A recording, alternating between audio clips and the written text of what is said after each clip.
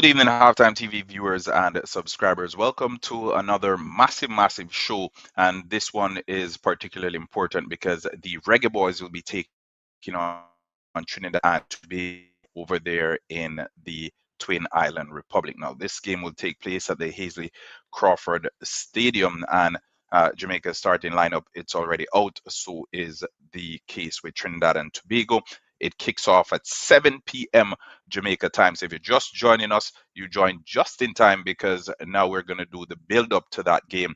And I assure you, this one promises fireworks. Also, big shout out to everyone who's already subscribed to Halftime TV. But for those who haven't done so as yet, please go ahead and subscribe right now. This episode is important, very important to us because it's the first one, first live stream since Hurricane Melissa, and Halftime TV, along with a few of our partners, we're doing fundraising efforts to help folks impacted by Hurricane Melissa.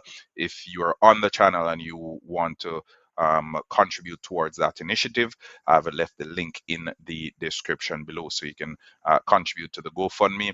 We've already raised over 2,000 Canadian dollars, and we will continue our efforts. On the weekend, we plan on doing some shopping, and the supplies should get to Jamaica early next week. So the link is in the description if you want to contribute towards that. And for those who have already contributed, thank you so very much. Big shout out to the Halftime TV family in its entirety, because folks are always supporting the movement. They're always supporting the initiative. A couple months ago, we were trying to raise some funds to get a young man into a tertiary institution, and the Halftime TV family came up trumps again. So big shout out to everyone on the Halftime TV platform who's constantly contributing and constantly supporting the movement. Halftime TV, we're more than just a YouTube channel. We're a movement, and we look out for those who need help. And again, no matter how small it is, we like to play our part in advancing the welfare. But yeah, big up again, everybody. Thank you for tuning into the show. We have the starting lineup right over here to the right. Remember, smash the like button as soon as you hop onto the live stream.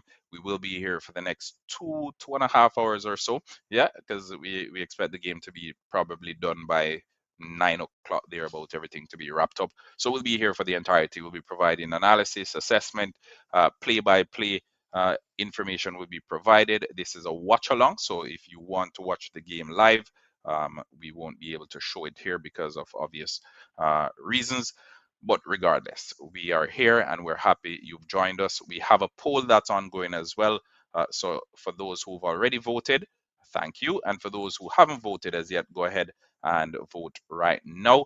The question this evening, will Jamaica beat Trinidad and Tobago? We already have 62% of the folks who voted saying yes. And then we have the remaining 38% saying no. So thanks to everyone who's already voted. If you haven't voted as yet, now is your time to get your votes in. All right.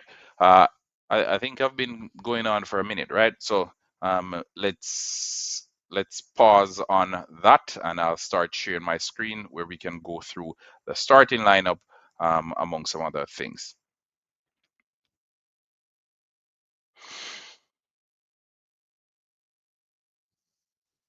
All right. So on your screen now is the Jamaican starting 11 for the game against Trinidad and Tobago. So let me know if you can see it. Let me know in the comment section if you're able to see my screen, if you can see the Jamaican starting 11 for the game against Trinidad and Tobago. So in goal for Jamaica, as expected, we have Andre Blake. As a matter of fact, give me 1 second. Let me do some shuffling here. Don't worry, I'm still here.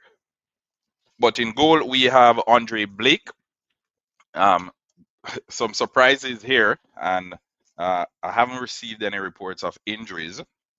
I hope it's because of injuries, because otherwise, I know a lot of the Jamaican fans, they will be furious. But again, whoa, a lot of Jamaican fans will be furious with this lineup. But I hope these changes were made because of injuries, because otherwise, I know a lot of fans will be furious with this lineup. All right, so let me get back to it.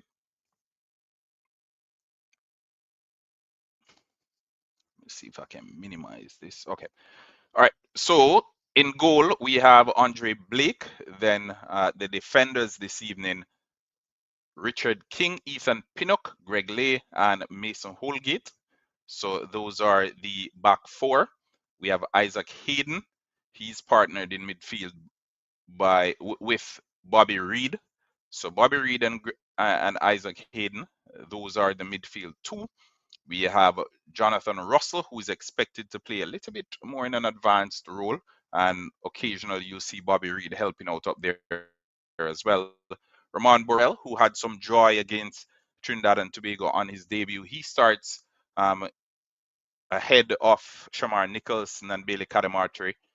We have Demari Gray. He's back in the starting lineup. I expect him to play. Um, I expect him to play in that number 10 position. Yeah, I expect him to play in the number 10 position, and then Ronaldo Cephas on the left. So we may very well see Jonathan Russell and Bobby Reed taking turns on that left, on the right hand side. Interesting. Probably Bobby Reed will be playing on the right. So Bobby Reed on the right, Jonathan Russell kind of like in the number 8 position. Um, Demari Gray as a 10, Ronaldo Cephas on the left, and Bobby Reed on the right, as I said. What are your thoughts on that starting lineup, folks? Let me know in the comment section right now. Let me know what your thoughts are on that starting 11. Interesting choices, especially considering these are the options you have on the bench. These are the options he has on the bench. Tyrese Campbell, Kaheem Dixon, Dujon Richards, all of whom are out and out wingers.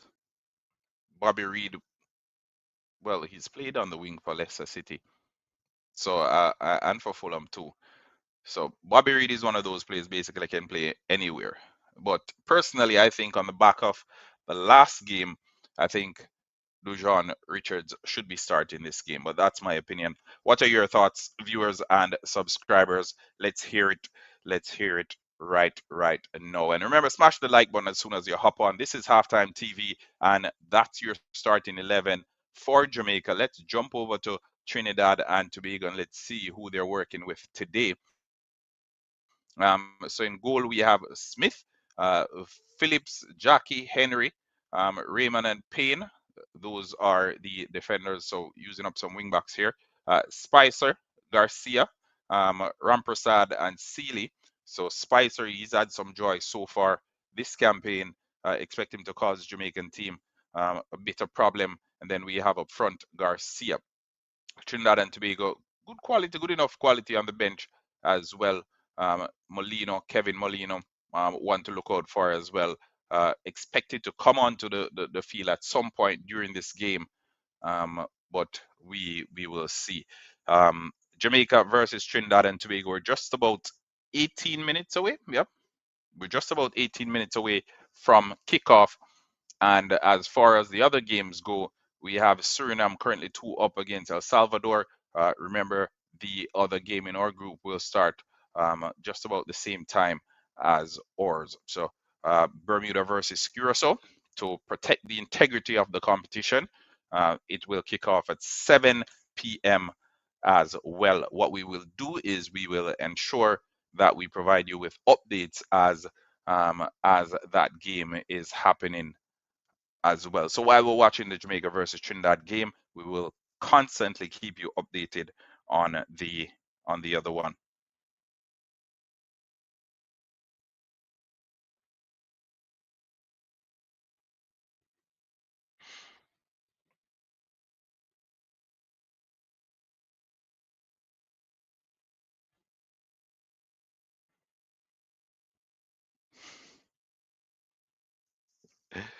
Big up, big up. We already have 50 people on the live stream. Remember, smash the like button, subscribe to Halftime TV if you're just hopping on. If you haven't yet done so, go ahead right now and subscribe to the channel. And don't forget to drop your votes in. Don't forget, drop your votes in. We have a poll that's running right now as well. So Jamaica starting lineup. Concerning one, if you ask me, not so impressed by the starting lineup, if I'm to be frank. But what says you, the Halftime TV viewers and subscribers? Bobby Reed, Russell, Hayden, Borrell, Gray, Cephas. Yeah, those are the Jamaican attacking half, or we could even say half of the 11. I tell you something about this coach, right? It's obvious he doesn't rate Shamar Nicholson. He says he rates him, but he doesn't. Because I think Shamar Nicholson should be starting this game. I understand Roman Burrell has been good at the club level, but I think Shamar Nicholson definitely should be starting this game. And he came out because he was quizzed about it, and he said Shamar Nicholson is the best in the region. But I think that's just to save face, really. I don't think he rates him highly. And we saw it as well with the Mikel Antonio situation, where he included Mikel Antonio in the setup, and he left out he left out Shamar Nicholson a couple of windows back.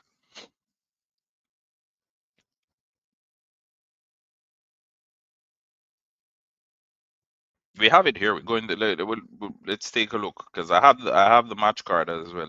I have the match card as well. So Rico Henry on the bench, nothing wrong there. Dexter Lembikisa on the bench.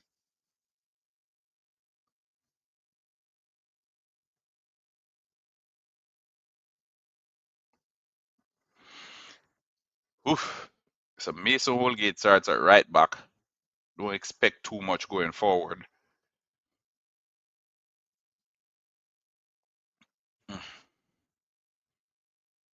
Strange one, strange one.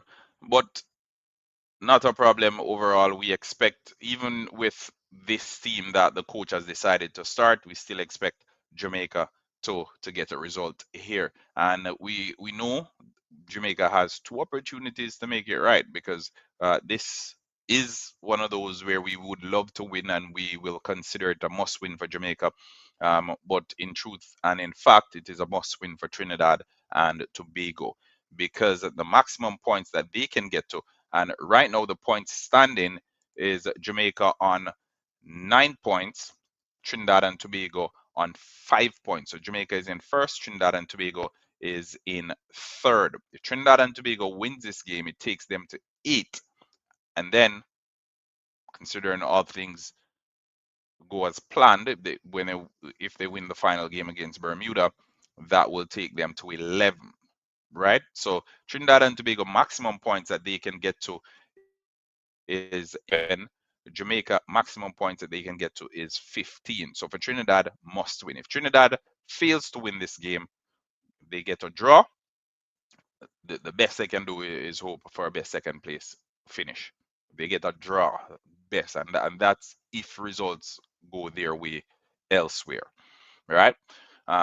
Curacao, Jamaica's main competition in this group, they beat Jamaica already, and on the final day of the qualifiers, which is next week, they will be up against Jamaica, and that is the match where basically both teams will be giving 150% to win.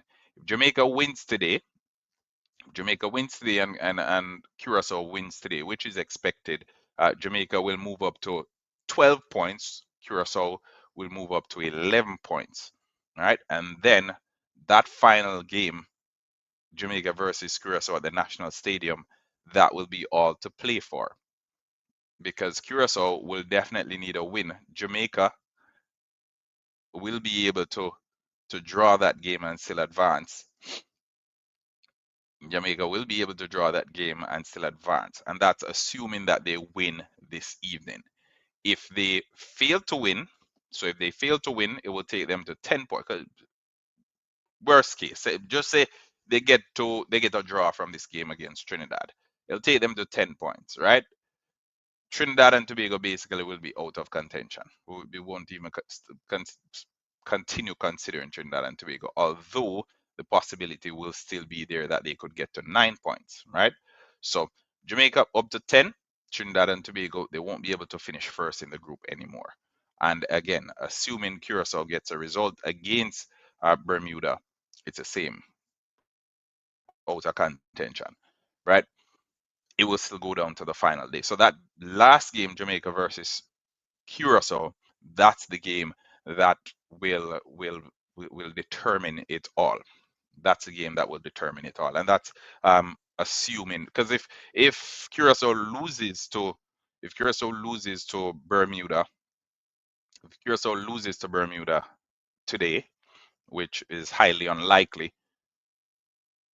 then they basically won't be, and Jamaica wins, of course, they basically won't be able to top the group anymore. All right.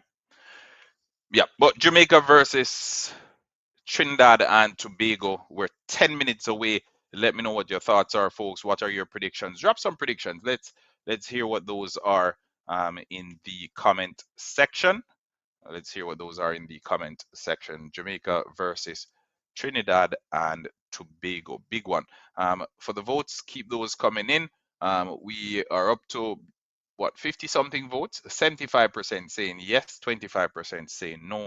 Question this evening: will Jamaica beat Trinidad and Tobago? For those who are dropping by and tuning in, we've already accumulated over 400 views on this video, so keep on smashing the like button. Keep on showing the video some love. All right. Jamaica all the way. Oh yeah, drop some flags in the comment section as well, people. Drop some flags in the comment section. Again, if you're just joining us, this is not your usual live stream. We are doing our fundraising from here this evening as well, to support folks back in Jamaica impacted by Hurricane Melissa. I have the link in the description, so you can check that out there. But I'll do as well, I'll put the link in the comment section and pin it, so folks who want to contribute can contribute to the movement. All right, so we're effectively raising funds to support folks impacted by Hurricane Melissa in Western Jamaica. I'm from Western Jamaica, so that means a whole lot to me. And although my folks are okay, they were fortunate to be spared by the hurricane. Our neighbors were severely impacted, roofs lost, livestock lost, you name it. And as such, I decided that we needed to play our part. Not living in Jamaica and watching it on the news and seeing it on social media, it's very heartbreaking what the Jamaican folks are going through, especially some of my neighbors. So the game is being shown on the CONCACAF YouTube page, so you can check it out there, as well as a number of other places, depending on where you are in the world. So CONCACAF YouTube page, that's the first place to check. CONCACAF YouTube page, first place to check. And if you don't see it there, let me know.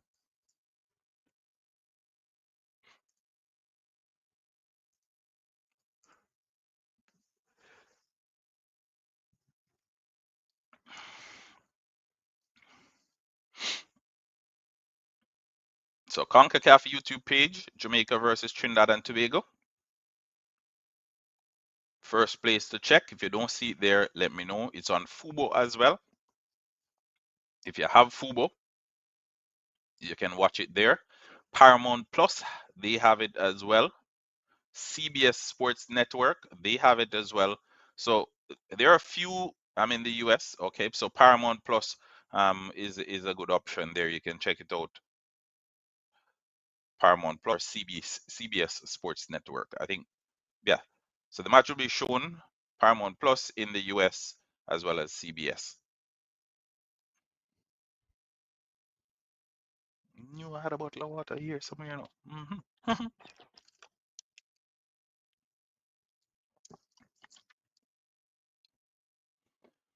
Big game, folks. Big game. Big game. We can't wait for this one to kick off. We're just under 10 minutes away from start time. Let's check out some of the statistics. So in the last 7 meetings, Jamaica has won 5. Trinidad and Tobago, they haven't won any, and there have been 2 draws in there. We saw them in the Unity Cup. We saw them, the pair of friendlies that Dwight York took his team to Jamaica to play as well. The second one, 1-1 draw, very intense game on that occasion, and Coach Steve McLaren opted to play some local players for this one because it wasn't an official FIFA window, but he got some local players to go out and to give a showing. But yeah, Jamaica, Trinidad and Tobago, as I said, it's oftentimes spicy. Jamaica, the first leg of this game was a tricky one, played at the National Stadium. Trinidad and Tobago scored a brilliant goal that was um, ruled out for offside. Brilliant goal that was ruled out for offside. And again, just signs of what the Trinidad and Tobago team can do. Dwight York, he hasn't had the best of starts as Trinidad and Tobago manager, but as the games go by, you see that he's improving. My thing is he might not have enough games to basically impose his philosophy on the team, like for the entire project. Maybe the next World Cup qualification cycle is the time that it will all matriculate and we'll all see the end products. But will he be given that much time to make it work? I don't know. And again, him coming in earlier on this year and getting a few pieces to the puzzle. We're in what, November now. Some folks will say, well, he's gotten enough time, but others will say 2 or 3 days with these players over each international window is not enough to get and to change the mindset of the players. So we will see what the Trinidad and Tobago Football Federation decides on. But I think as the games progress, Dwight York, he's looking better and better as a manager. Yeah, he's looking better and better as a manager. At the end of the day, the job that he's in is a result-based job. So if he doesn't get the results, and I know they would have brought him in to qualify for the World Cup. So if he doesn't get that done, then questions will be asked. Folks will be calling for him to be sacked. And if you watch football, you know that's the order of the day. If you don't get the results, if you don't get the if you don't show results, you're showing the door. So it's one or the other. It's either you're gonna show some results or you will be shown the door. Jamaica versus Trinidad and Tobago. We're seeing the last few encounters here. The last time we actually faced each other in World Cup qualifying was what, roughly 20 years ago. Way back. Going on the low, goal scorers on the low. Yeah,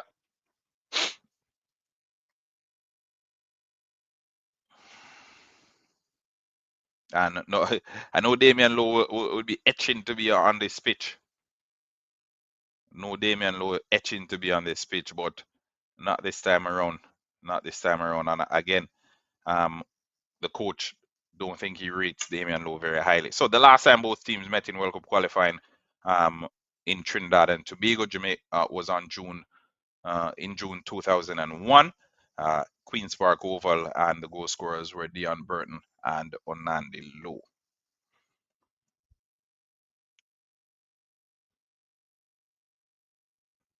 We're almost ready to go. Almost ready to go. Almost ready to go as the teams make their way out right now. Trinidad flag and the Jamaica flag both on the field already. We're seeing the FIFA flag as well. Stadium not yet packed to capacity, but enough to say, hey, we are the home. We're the home supporters. Again, game being played at the Hazley Crawford Stadium in Trinidad.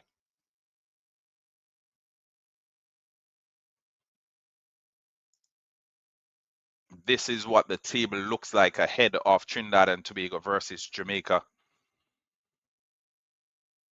Will there be changes Will there be changes after this game concludes, or will it be a case of as you were?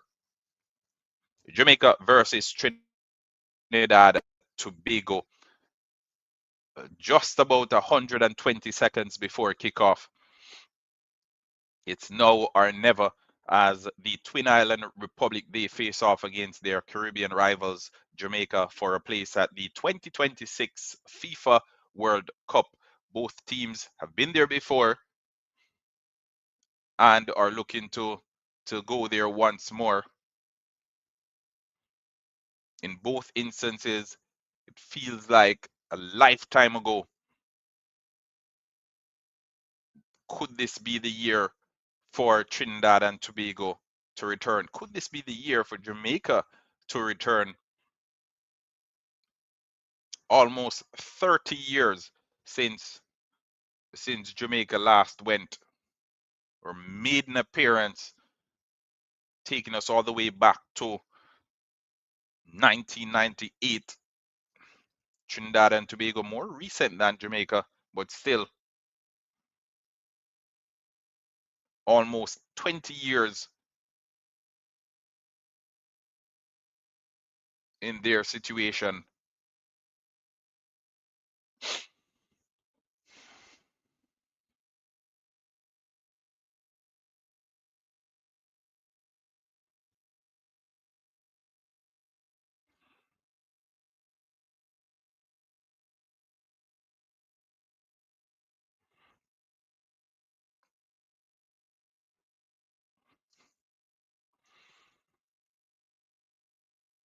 Almost 20 years since Trinidad and Tobago went to the World Cup.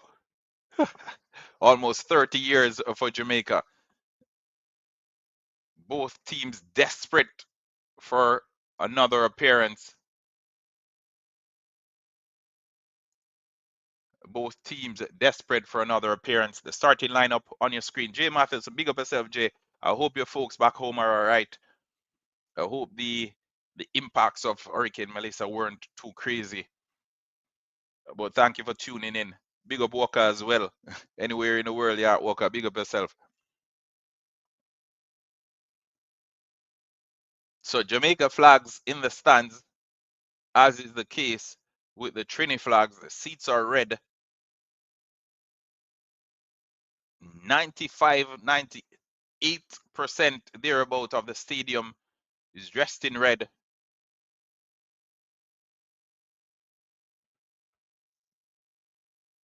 There are a lot of Jamaicans living in Trinidad and Tobago. And there are also a lot of Trinidadians who have experience living in Jamaica. Shout out to all my Trini friends as well. Darius, big up yourself. Stefan, Paige, big up on yourself. That is it, Javar. That is it.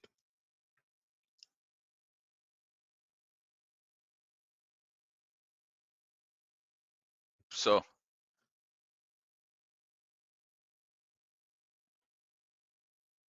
Trinidad and Tobago and Jamaica, wires cross ever so often. A lot of Trinis come to Jamaica for school, University of the West Indies, one of the best in the region. A lot of Trinidad folks come to Jamaica to study. Some end up staying. A lot of Jamaicans go to Trinidad to work or otherwise, and they end up staying as well. But yeah, the same thing. The culture is pretty similar. The music, Trinidad big on calypso, but also they're huge supporters of dancehall. Jamaica big on calypso as well. Although dancehall is our thing. So Trini is for soca. Yeah, man, Walker, big up yourself. Big up yourself, Walker. I was just shouting you out, Javar saying gonna call you.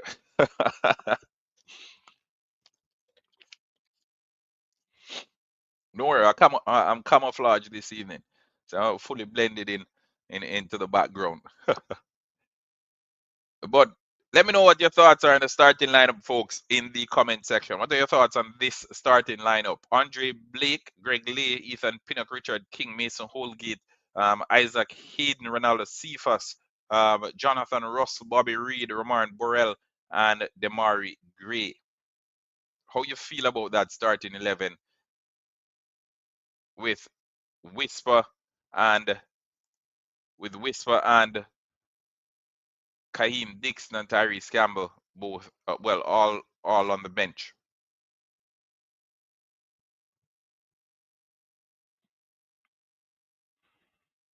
Nothing but 3 points. That is it. That is it.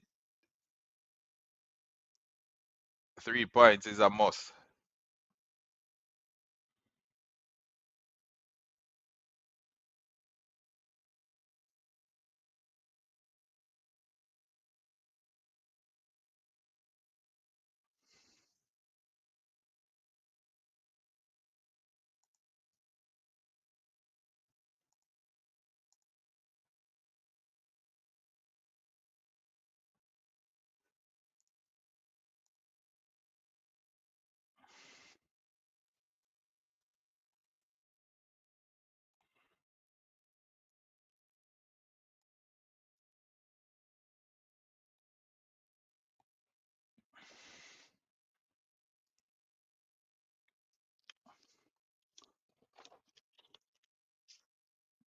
Drop your flags in the comment section, folks. Drop your flags in the comment section.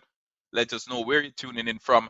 It's Jamaica versus Trinidad and Tobago. You're seeing the form for each team. You're seeing the starting lineups for each team. You're seeing the bench of both teams.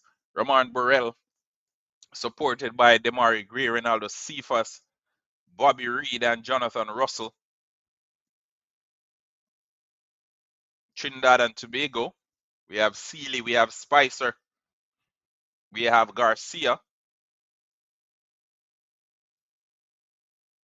And remember, we have the link in the description for the GoFundMe, and this is to rebuild Lucea, hometown impacted by Hurricane Melissa. So we've dropped that in there because Halftime TV is more than a YouTube channel. We're also a movement, and we're supporting the rebuilding process of some folks back home impacted by Hurricane Melissa. We've already raised over 2,000 Canadian dollars, and we're continuing our movement. We are looking to ship some items off to Jamaica early next week, so at least we can get some supplies to folks in need. So again, thanks in advance. If you're in the United States and you're looking to watch the game, CBS Plus, Paramount, CBS Sports, Paramount Plus, Fubo. I don't know how Fubo works there, but yeah, Fubo as well.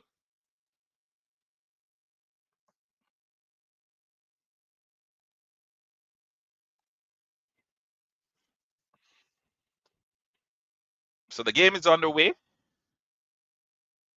The game is underway.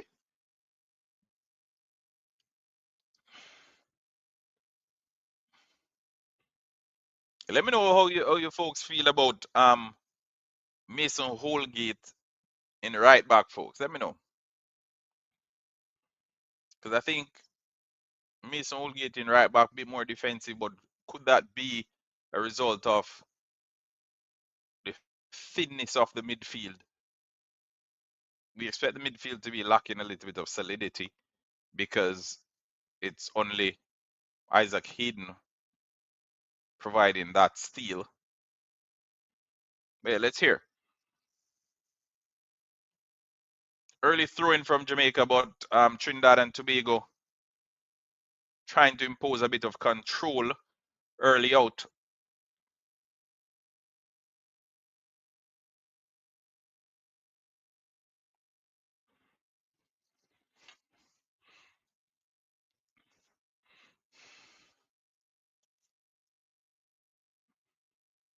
The Reggae Boys keeping the press compact, keeping everything close, staying together as a unit straight off the bat.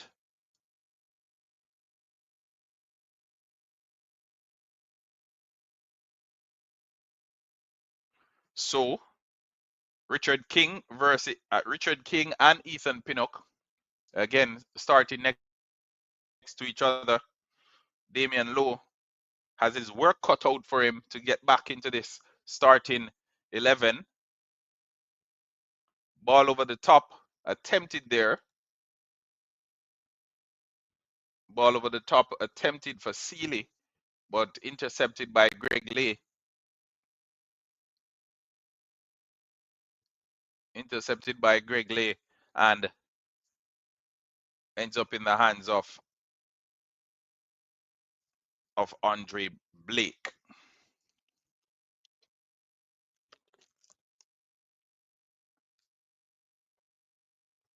The thing is, everyone's trying to play their football play from the back to pass it out.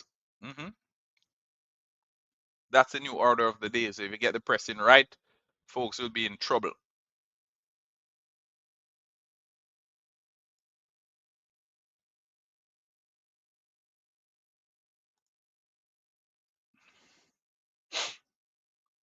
Folks, remember to smash the like button if you haven't yet done so. Smash the like button. We're seeing some Jamaica flags in the comment section. We're seeing just about 26 likes on the video. Come on. We have over 2,000 folks who've tuned in already. And we have only 26 likes. Come on, people. We can do better than that.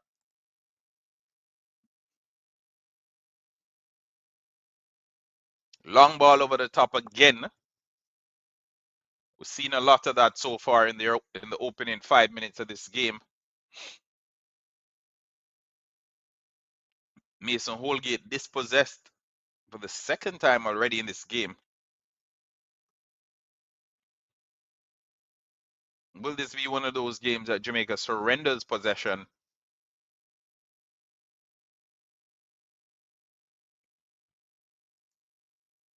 So they can use the speed of their players to cause the Trinidad team some harm.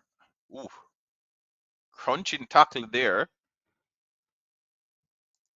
from Jonathan Russell. Oof. Bad touch there from Garcia. Bad first touch. But in the first few minutes of this game, we're seeing the right-hand side, Trinidad team attacking on the right-hand side, which is Jamaica's left. Garcia, Pinnock, what do you think of that matchup? The first two attacks that Trinidad has attempted, they've come on the right-hand side. Seen on the screen now, it's all Trinidad. Jamaica hasn't arrived at this game as yet. But it's early days. Early days, Trinidad needs a win. Jamaica needs a result.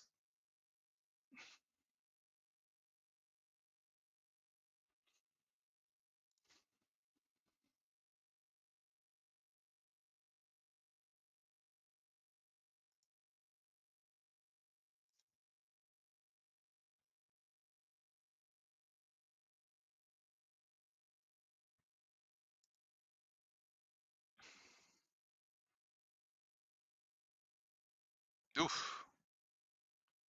Good attempt there. Sealy wasn't on the same wavelength. In the other game, Curacao currently leading Bermuda by a goal to nil. Curacao leading Bermuda by a goal to nil. Bakuna scoring that goal. Curacao leading Bermuda by a goal to nil. Goal scored by Bakuna. Former Premier League player. Getting the first goal of this game.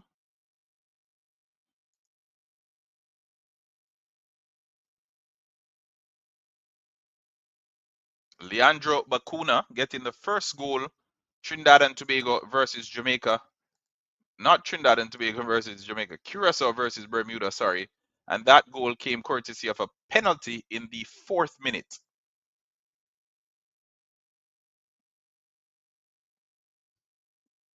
Meanwhile, for the third time in a row, Trinidad attacks down the right-hand side. They're peeling for a corner. The decision is goal kick.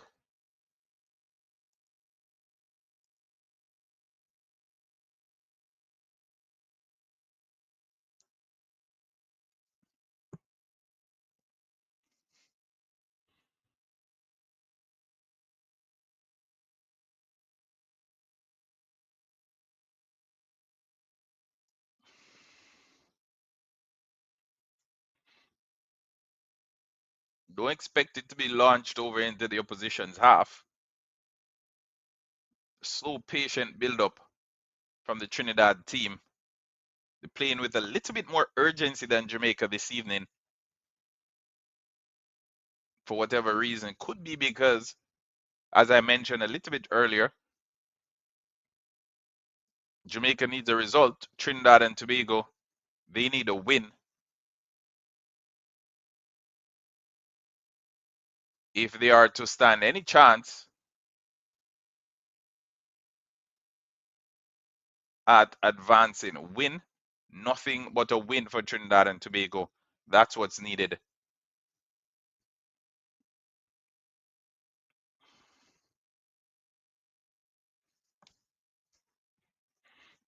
But a big shout out to everybody who's tuned in this evening. 187 folks on the live stream. We have the votes still coming in, over 300 votes in. Will Jamaica beat Trinidad and Tobago? 60% of the voters are saying yes. The remaining 40% saying no. For those saying no, let us know why. Let us know why in the comment section. Why don't you think Jamaica will beat Trinidad this evening? Please share your thoughts in the comments section.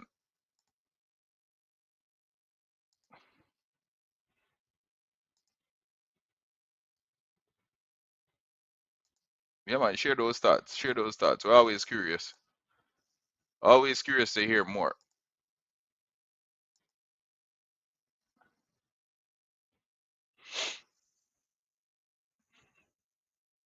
Trinidad mixing it up a little bit, trying on the left-hand side this time. Makes its way all the way back to Andre Blake.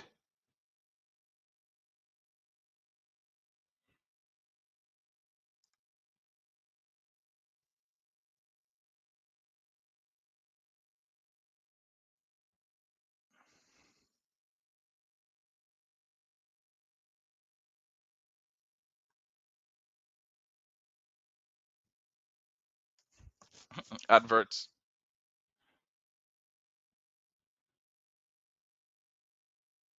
So 10 minutes into one. 10 minutes in.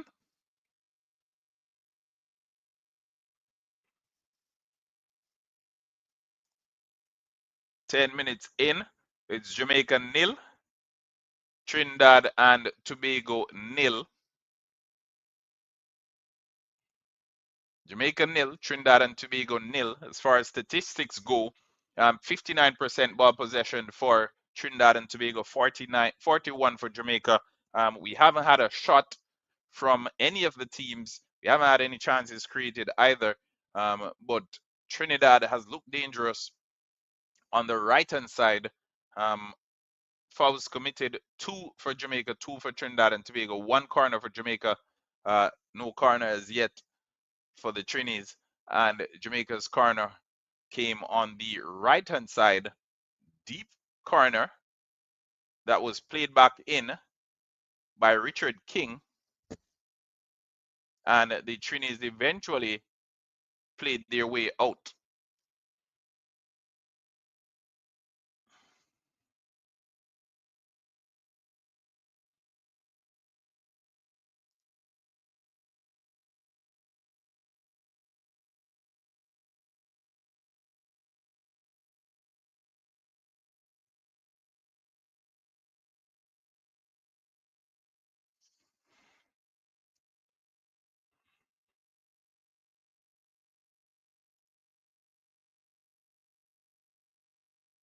So 12 minutes over in the other game.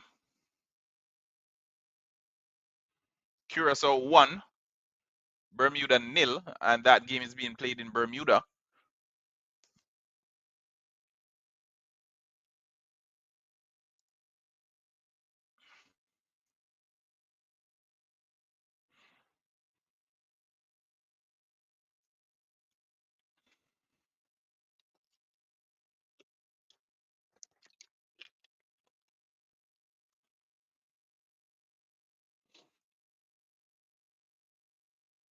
About 12 minutes gone in this one as well, and not much to write home about.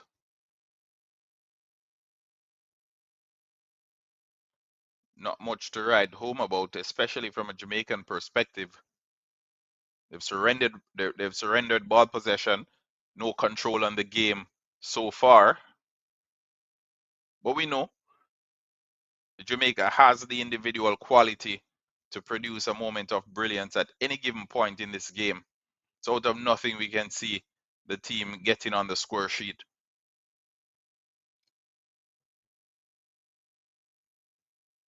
Crunching tackle coming in there from Mason Holgate in midfield. Stepping up to midfield there to cut the play out. Now it's Sealy. Lays it off. Shot from about 35 yards, and it goes wide of Andre Blake's goal. And that shot came from Spicer.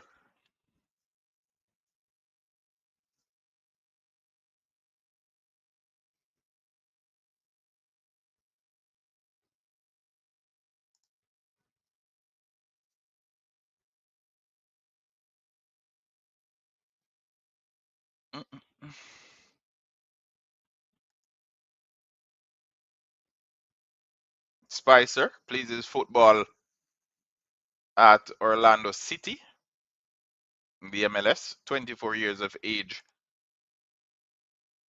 And remember, it's Spicer on one side and C other, and then Garcia down the middle. Sealy plays with Montreal.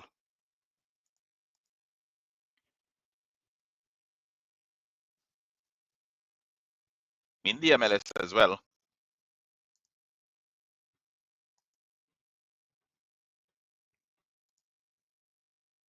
And then the striker, Garcia, Spartak Moscow in Russia.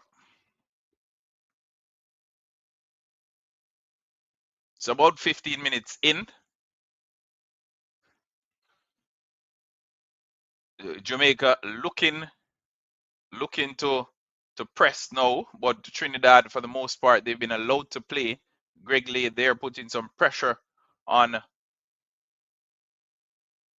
Spicer, who then puts back a bit of pressure on on the Jamaican player, leaves him on the deck, cross into the box. Woo, bit of a mix-up there. That could have caused some problems, you know. Ronaldo Cephas coming back to help out, and eventually he's fouled.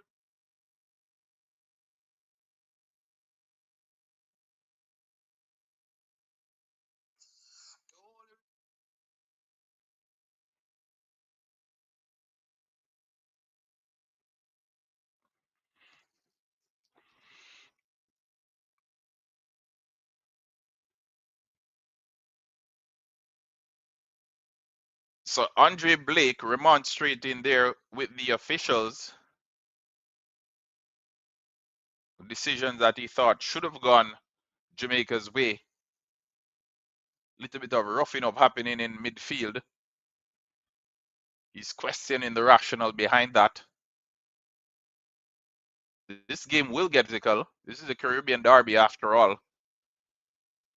So don't be surprised if there are some crunching tackles coming in.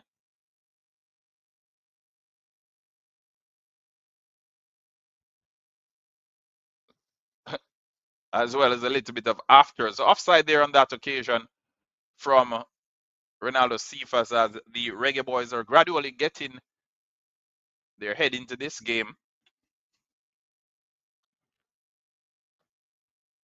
Those on the bench, Shamar Nichols and Kaim Dixon, Dujon Richards, they look on, waiting patiently for their opportunity to get a piece of this game.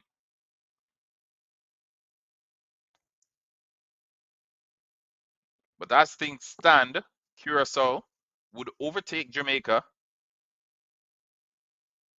and they'd go on 11 points. Jamaica would only be on 10 if the results stand. But don't worry, it's just 17 minutes gone in this game. Still a lifetime of football to play.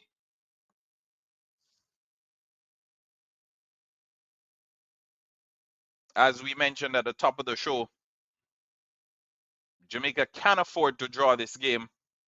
However, it would mean a whole lot more pressure in the final game at the National Stadium. You can watch it on CONCACAF's YouTube channel. The game is being aired live on the CONCACAF YouTube channel. You just type in CONCACAF and you should see it. Cross into the box. Whoop. Evades everyone and rolls out harmlessly for a throw-in. Long throw, Ethan Pinnock. Everyone missing this one. Roy Fredericks, big up yourself, big up yourself. Everyone missing this one. Whoa. And long throws, we've seen so much of those lately in the game. It seems to be the direction that it's going in. Some Liam Delap-esque throws. Put it in the box and cause a bit of confusion among the defenders. Good cross there from Jonathan Russell in the back. Well, Mason Holgate, but it evades Jonathan Russell.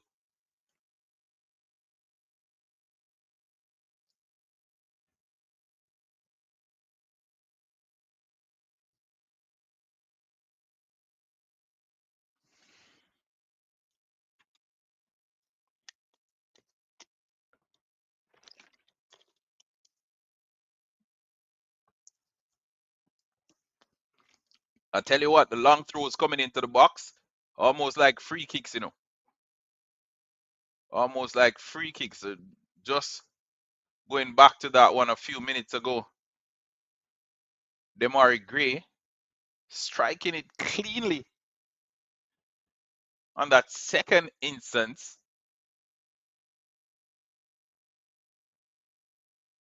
Going through harmlessly to the goalkeeper. We have a slight break now because of an injury. But while we wait, let's do a quick check on our next game, Bermuda versus Curacao. 20 minutes gone in that game. It's still 1-0. Goal coming from Leandro Bacuna in the 4th minute of the game. Penalty. 4th minute penalty.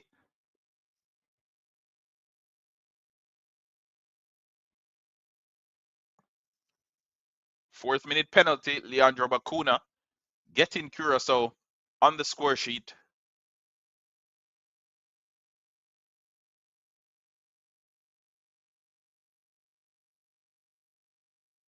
Richard King could be in some trouble here. We have VAR in play. He obviously missed the ball. Outright kick the player. Yep, missed the ball. Outright kicked the player. And Seeley's down. Well, Spicer is down, sorry.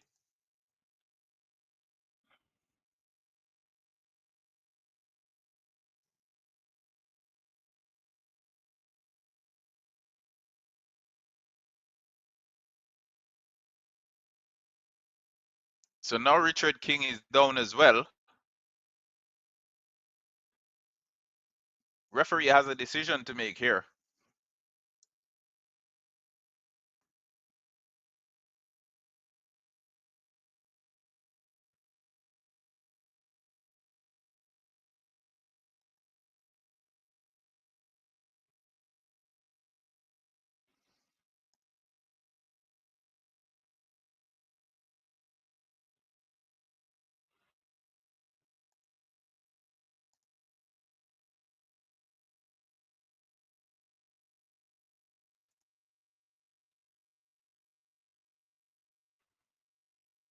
So, bit of statistics while we wait.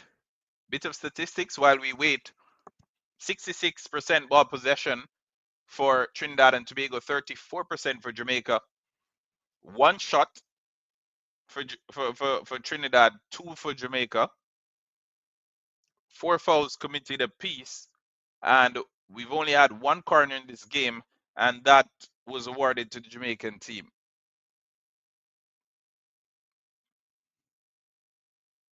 A little bit of cold spray, nothing a little bit of cold spray can't fix.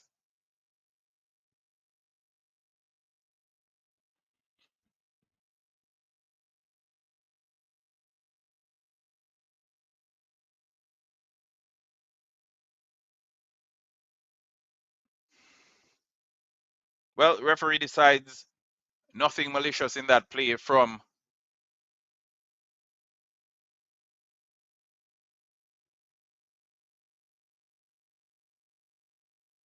Richard King.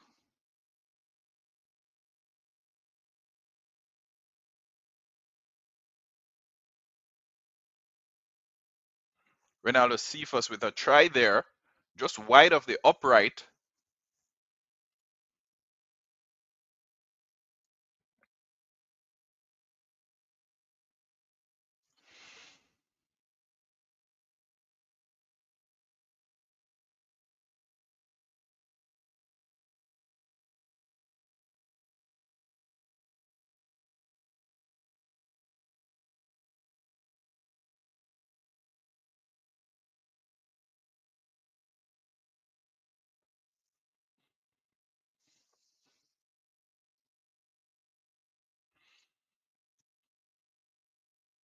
All right, we're back to it. Ronaldo Cephas.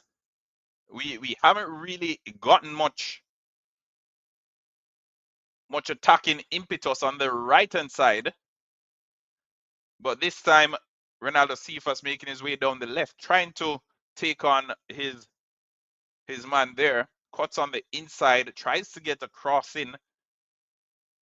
It's wide of the upright, and Trinidad again start their build-up play from the back. I've said it, and I'll say it again. It's almost as if Jamaica has been resigned to the fact that they will surrender possession in this game. 25 minutes into the game, 65% possession for Trinidad and Tobago, 35% for Jamaica. I think this is something that the Jamaican fans have been worried about for quite some time, and especially with the thin midfield that was named when the squads were announced. I know we expected to see this, but for now, nothing at all, no bite at all on the right hand side for Jamaica. Ronaldo Cephas looks one of our more dangerous players, but they aren't giving him the opportunity nor the space to venture as he usually does. Ball over the top. Garcia holds up his head, doesn't see anybody. Oof. Gets rid of Richard King and drags his shot wide. Garcia leaving Richard King for dead right there in the box. Nothing he can do. A couple of step overs, sizes it up, cuts him, and then gets his shot away, but it's just wide of the goalkeeper.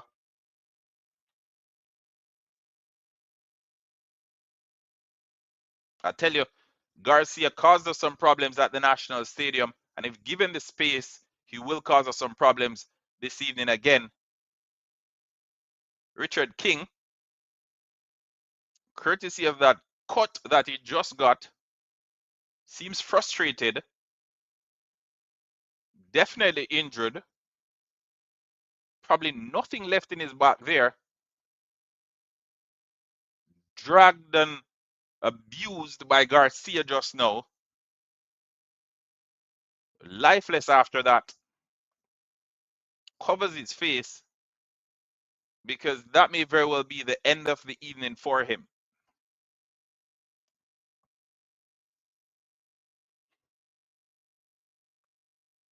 But let's take another look at it. Through ball to Garcia. He was left with Richard King to beat. Steps over it, sizes it up on his left foot, cuts it back on the inside, all while Richard King was eating grass. He puts it on the right, gets his shot away, but it's just wide of the bottom right-hand corner. Just a few yards from putting Trinidad and Tobago in the lead. End of the evening for Richard King, it seems.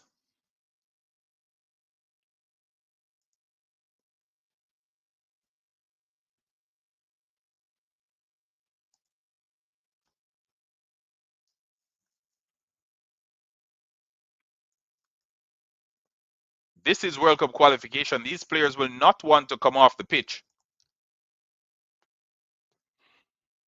These players will not want to come off the pitch. They want to play. They want to be out there.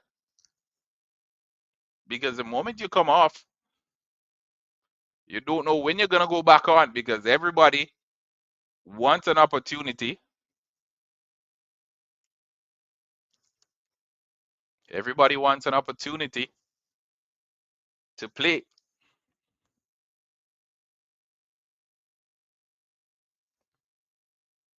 First 30 minutes into the game, the Trinidad number 18, Rampersad, has been brilliant. He's found a few exceptional passes. I know he's the kind of midfielder that a lot of Jamaican fans would die to have in the midfield for Jamaica. But he's finding some good passes, sending Garcia through. Now we see Ronaldo Cephas is down.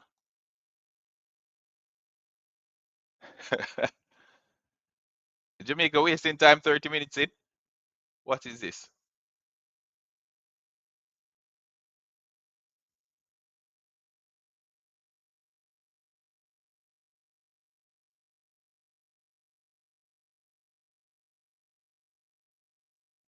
Andre Blake down. What is that this? So quite frankly, folks, Jamaica hasn't gone to the game as yet. Jamaica hasn't gotten to the game as yet. 3 Jamaican players down in space of 2 minutes. 3 Jamaican players hitting the deck in space of 2 minutes. Andre Blake, Richard King, and Ronaldo Cephas all hitting the deck, all pointing to the bench.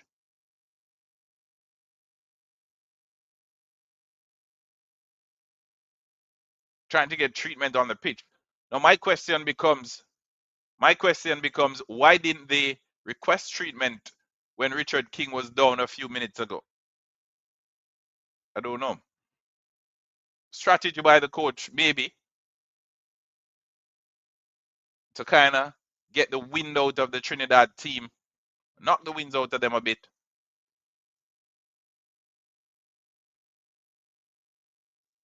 Foul there by Garcia, according to the referee.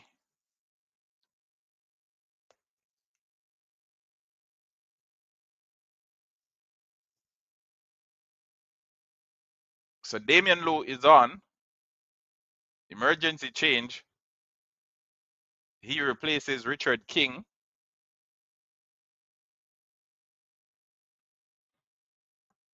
Damian Lowe replaces Richard King at the 30-minute mark.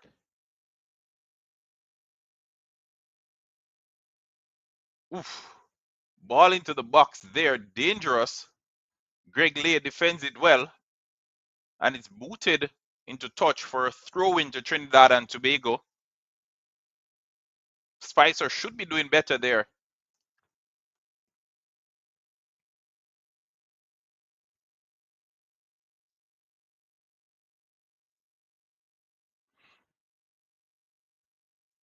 Ronaldo Cephas pressing on that occasion. Looks like he's feeling a little bit better now. But Jamaica hasn't laid a glove on Trinidad and Tobago so far in this game. Jamaica hasn't laid a glove. 33 minutes mark. 33-minute mark. Statistics. 61% ball possession for Trinidad. 39% for Jamaica.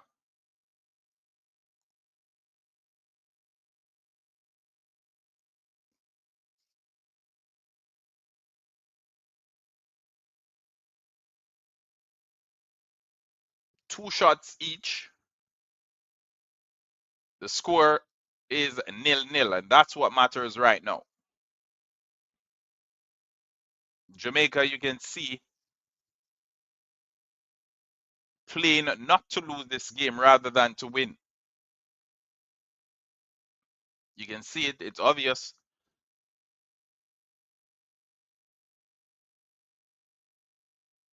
Not to lose this game. Cross in.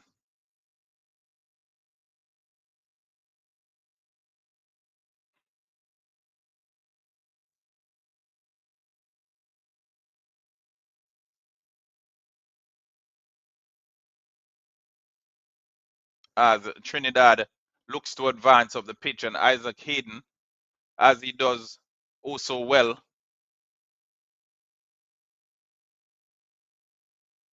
intercepts, tries to get the team in a more advanced position. But Trinidad and Tobago, they win it. Update from the next game. Curacao have gotten a second goal, and this time it's from Juninho Bacuna, so the younger brother. So both brothers on the score sheet this evening. Leandro Bacuna scoring the first goal. Juninho Bacuna scoring on the 32nd minute. So Curacao lead Bermuda by 2-0.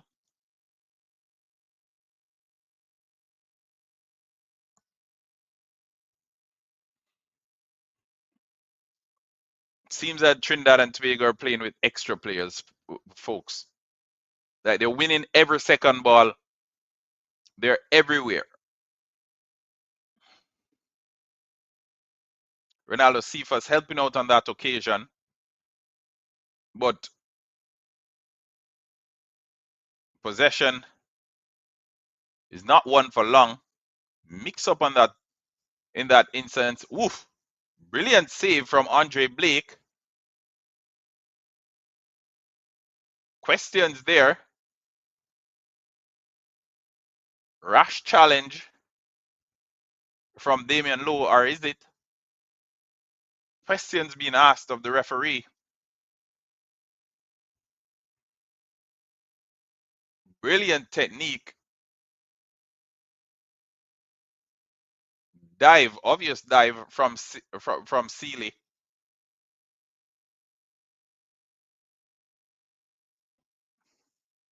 But that would have given Trinidad and Tobago some motivation.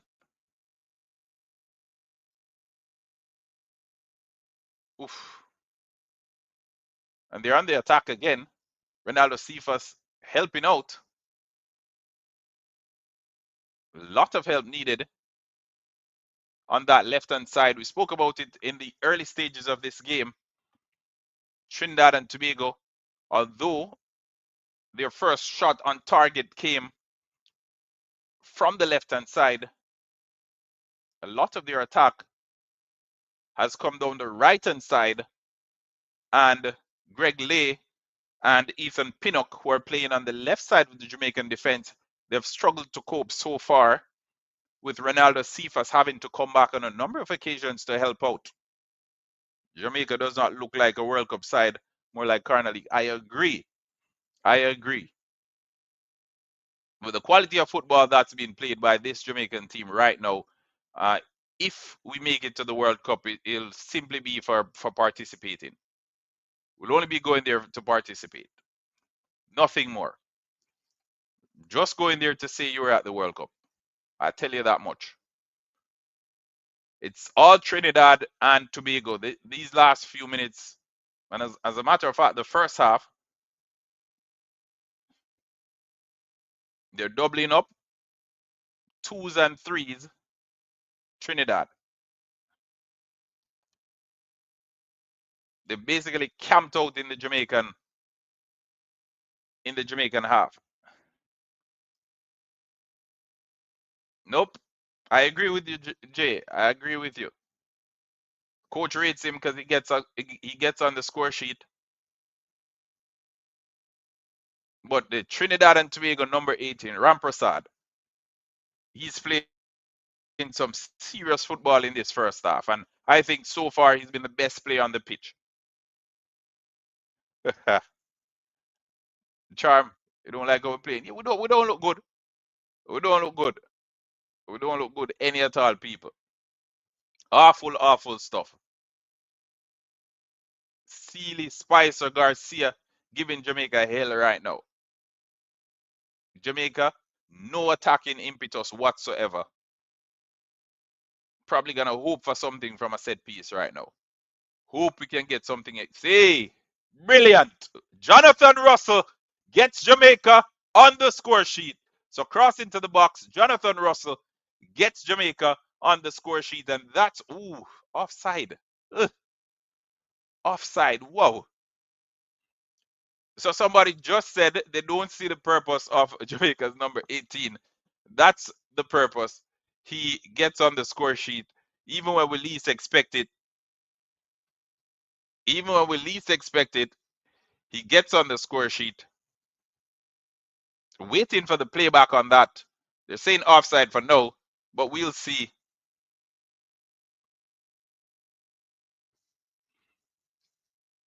We'll see.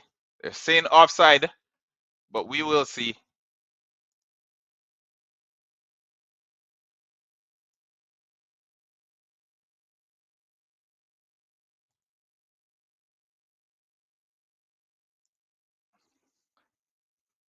So, just to play that one back, Demari Gray playing it to Bobby Reed, crosses it, and Jonathan Russell getting his head on it. The flag goes up instantly, but we have VAR, so we'll see.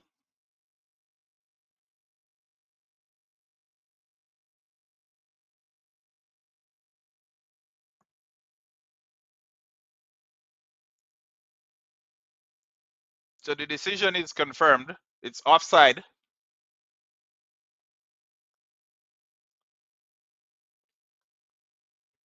Decision confirmed. Offside.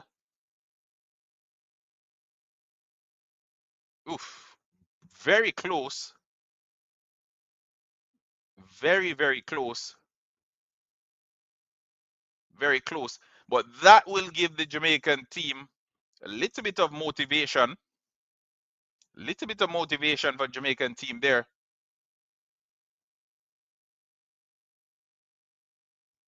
Oof. I don't know. those are handling the freeze frame. I don't know what they're doing because they're freezing it when the ball is almost on Jonathan Russell's head. When they should be freezing it when the ball is leaving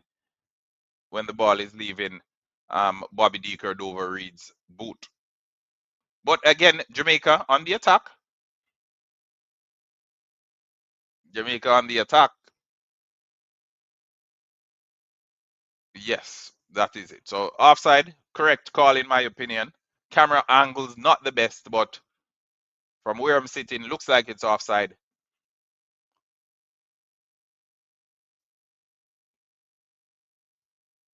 A glimpse of what the Jamaican team can do. And the Trinidadians, they will be taking notice because they played all of the football really in this first half. And just in the blink of an eye, Jamaica could have gotten the lead. So the individual quality on the Jamaican national team, and this has always been the case can come to the rescue of Coach Steve McLaren at any given time. Ramon Borrell hasn't had any service, hasn't had a kick in this first half. I expect him to be replaced in the second half by Shamar Nicholson, basically running around, chasing shadows for the 42 minutes so far. We haven't had much attacking play on the right, nothing on the right-hand side. On the left, Ronaldo Cephas hasn't given anything. He's been more of a defender in this first half, really.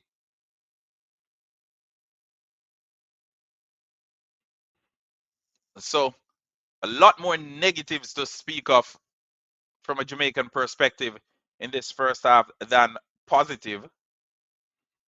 Trinidad has far been the better team, or has been the better team by far.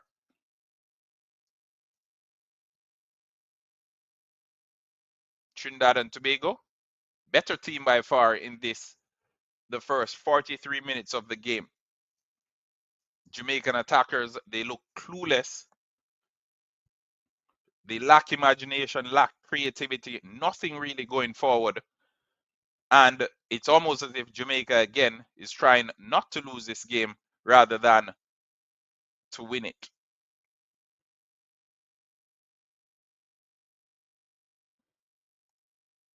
Well, in the meantime, between time, still 2-0, Curacao versus Bermuda. 44 minutes gone in that one.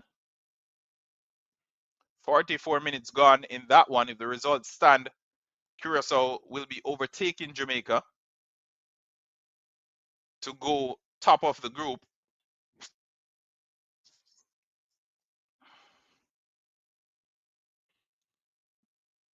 Ronaldo Cephas getting an opportunity to go 1v1 here. Cuts it back.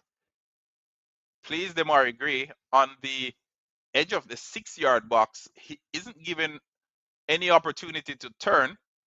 Rampersad in midfield looks so cool and composed on the ball.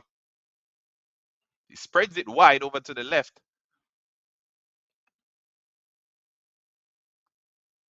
Bit of miscommunication there, and the ball is played out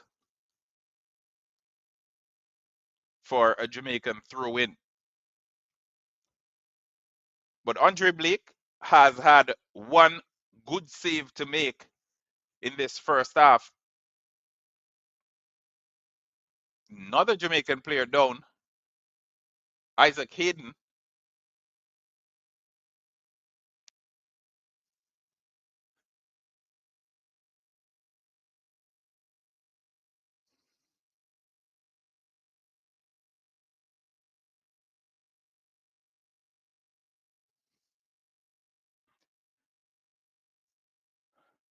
So the Soca Warriors currently have their foot on Jamaica's neck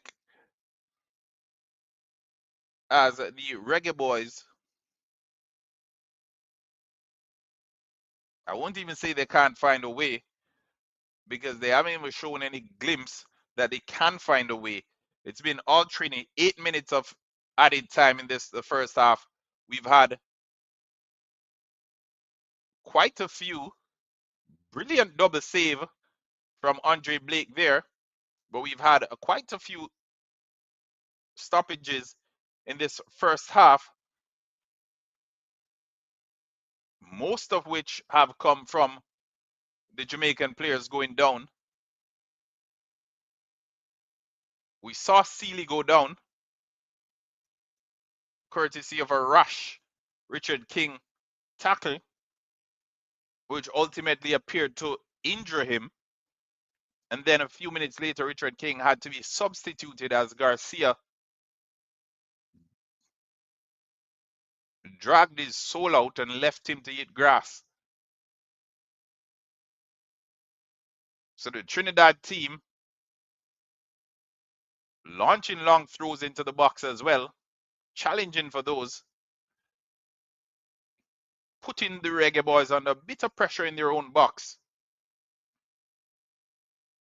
Jamaica cannot wait for the the halftime whistle right now. Sealy and Spicer, the pair of Trini wingers, giving Jamaica some trouble. Garcia, physical, strong fella, causing the Jamaican centre halves bitter problem as well this evening.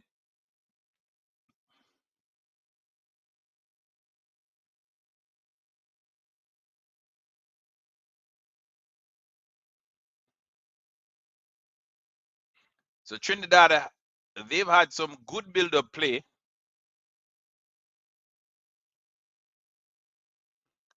Some good build-up play from the Trinis. They've worked Andre Blake on a couple of instances, getting the fans on the edge of their seats. The only thing missing from this one now is the goal.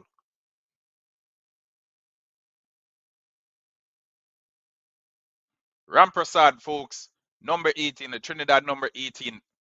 He's the one dictating this entire game. Ramprasad, Trini number 18, dictating the entire game right now.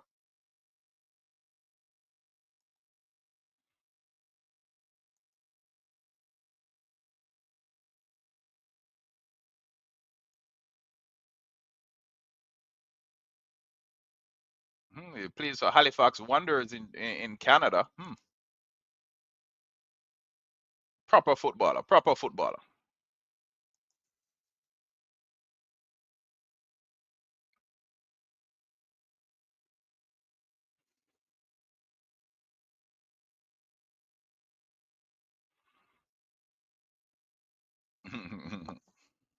But I really don't know about Jamaica. The thing slack.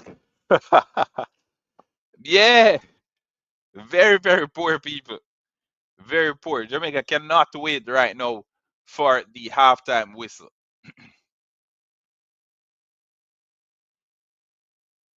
Jamaica cannot wait for the halftime whistle right now.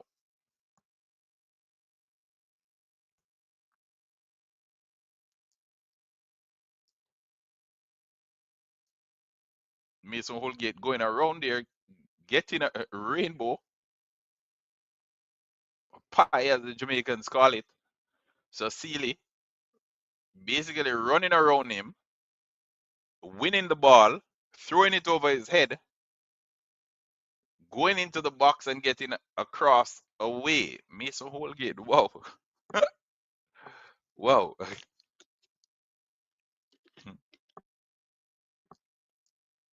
I can't have that. You cannot have that. The only thing missing from this game,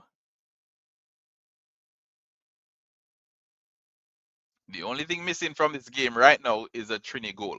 That's how dominant the Trinidad and Tobago team has been in this first half. There are about 3.5 minutes left before the halftime whistle, and 3.5 minutes before the halftime whistle, 59% ball possession for Trinidad and Tobago. XG 0.21 for Trinidad, 0.15 for Jamaica. Total shots 5 for Trinidad, 2 for Jamaica. Shots on goal 3 for Trinidad. I think probably one. I think one for Jamaica. Yeah, one for Jamaica. And I think that was the one from Demari Gray from the edge of the 18.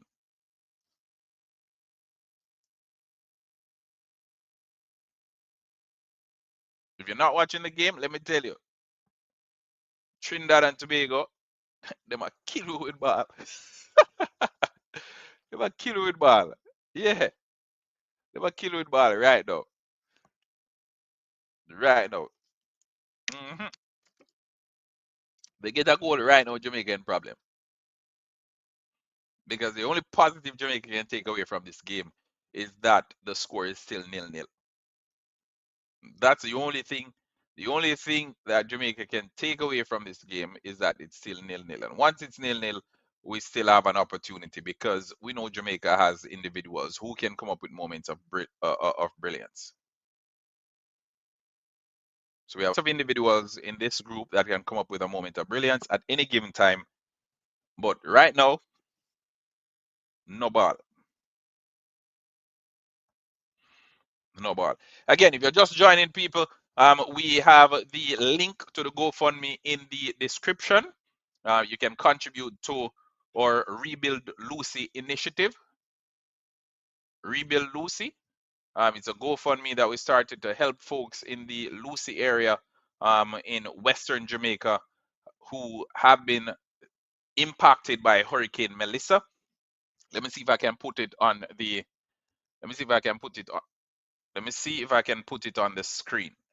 So I'll try putting it on the screen. It's the Rebuild Lucy initiative. It's a GoFundMe. We're trying to raise some funds so we can basically buy some supplies for folks in Lucy, Hanover, who have been impacted by Hurricane Melissa.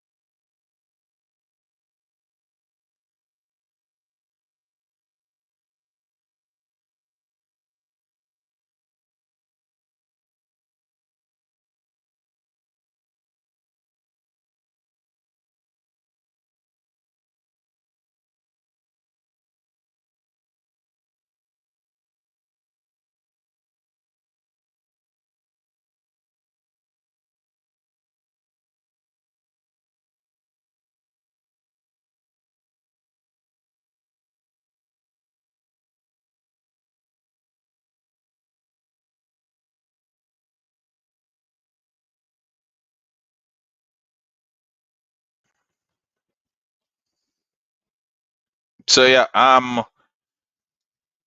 halftime in the game, Jamaica nil, Trinidad and Tobago nil. In the other game, it's 2-0. It's 2-0. Curacao leading Bermuda by 2 goals to 0.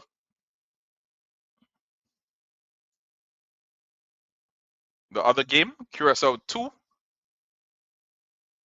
Curacao 2,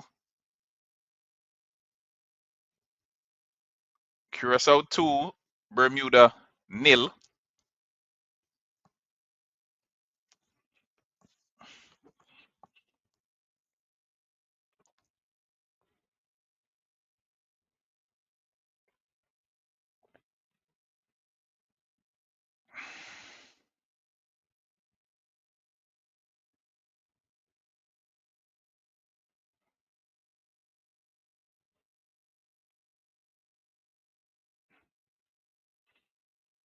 Where can we watch it? It's on CONCACAF YouTube channel. So it's on the CONCACAF YouTube channel. For folks who want to watch it, it's on the CONCACAF YouTube channel.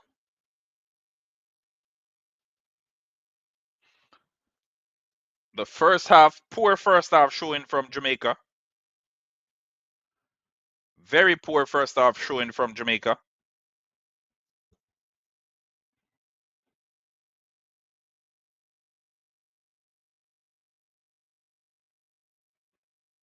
But as I mentioned a little bit earlier, we're gonna drop the link to the GoFundMe in the chat right now, so you can tune in, or so you can contribute. I'm gonna drop the link so you can contribute, people. And this is the Rebuild Lucy initiative, all right?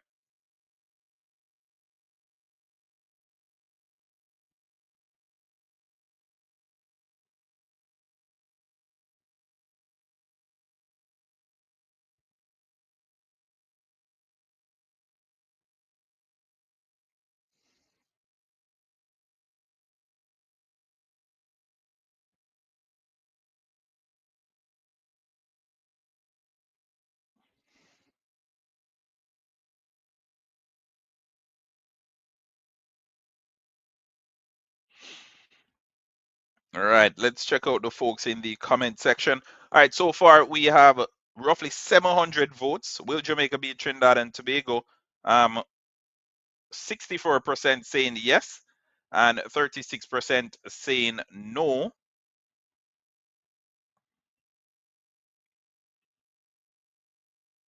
64% saying yes. It's halftime. You're seeing the first half stats on your screen. 0 shots on target is what it's saying from Jamaica. 60% possession for Trinidad and Tobago. 39% for Jamaica.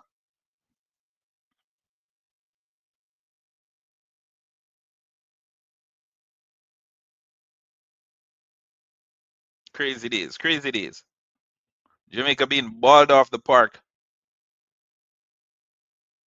Jamaica being balled off the park by Trinidad and Tobago right now.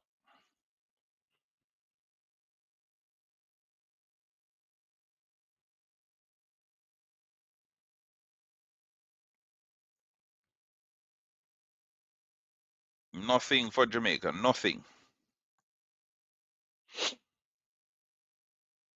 Nothing. The people they're not giving us anything, people.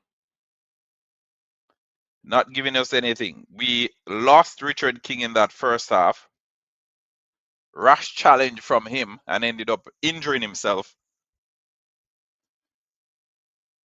We saw Andre Blake go down. We also saw Ronaldo Cephas clutching his thigh.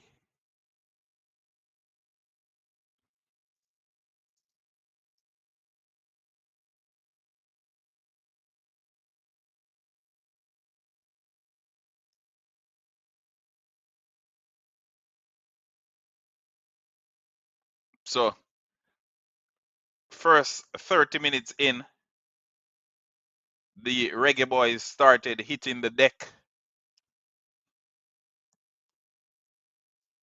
First 30 minutes in, the Reggae Boys started hitting the deck. They couldn't wait for halftime to come. Well, it's halftime now, and the Reggae Boys, they haven't gotten to this game as yet.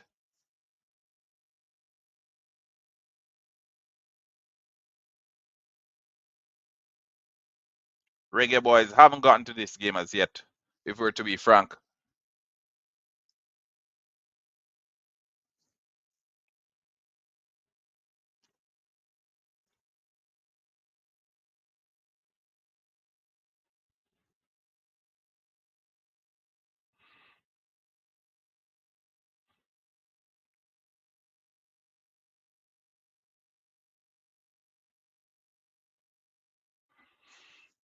All right, so I pinned the link on the screen, folks. We're going to take a short break while the stats are on your screen. You can check out the GoFundMe, you can read the stories, you can check out the pictures, and if you want to contribute, you can contribute towards it as well. It's aimed at supporting folks impacted by Hurricane Melissa in Lucea, Hanover, Lucea, Western Jamaica, far Western Jamaica, if you're not familiar. That small town that you drive through to get to Negril from Montego Bay. So a lot of folks severely impacted as a result of Hurricane Melissa, and we're using our platform to see if we can raise not only awareness, but to raise some funds as well to get those folks back on their feet. So I've pinned the link. It's on your screen. And I will be back in a couple of minutes for the second half. But from the first half, Jamaica hasn't showed up as yet. They have given us nothing really to cheer about, nothing to write home about. Ronaldo Cephas, we know his strengths are in his speed, his ability to go 1v1. We haven't seen any of that in this first half. And on the opposite side, on the right hand side, that's Jamaica's right hand side, nothing whatsoever. We started with Dujon Richards, Tyrese Campbell, and Kaim Dixon all on the bench, and that hasn't paid off so far. Respect Jalo Harvey. Respect. It's each one reach one, each one reach one. So we're playing our part. So far, folks, we've raised over 2,000 Canadian dollars. We're gonna do some shopping on the weekend, and the first shipment to Jamaica should get to Jamaica mid next week because we're sending it by air. So we're trying to to raise as much funds as possible. Uh, Initially, we want to provide supplies, but depending on where the funds reach, we would love if we can at least put back two roofs or even one roof on someone's house. That's the goal. But again, if it doesn't get to that, that's fine as well. No matter how small you can contribute, please look into contributing to the GoFundMe. And it's again help rebuild Lucy following Hurricane Melissa. I'll be back in a couple of minutes. You can stay put. I'm just gonna grab a quick bite, and we will be back for the second half in a couple of minutes. All right? Yeah, man.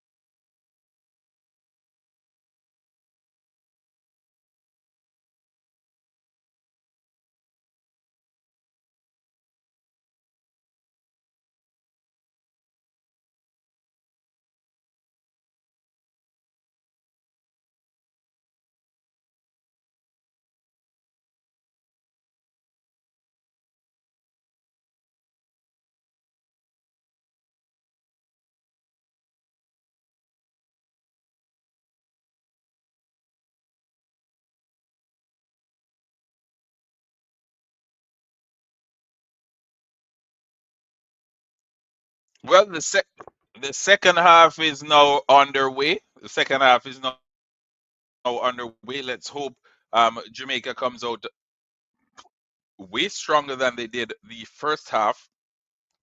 Anything really in this second half will be better than what we saw in the first half. That's how bad the first half was. So anything that we get in the second half will be better than the first half. I tell you that straight off the bat.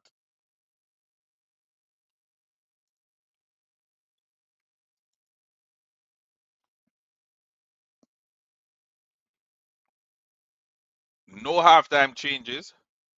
Update, Curacao. They're now leading by 3 goals to 0.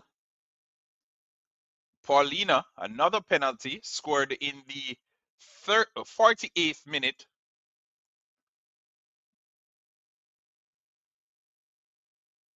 So Curacao, they're up by 3 right now.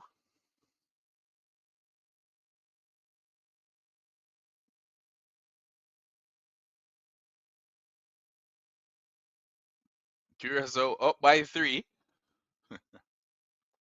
Oh my God.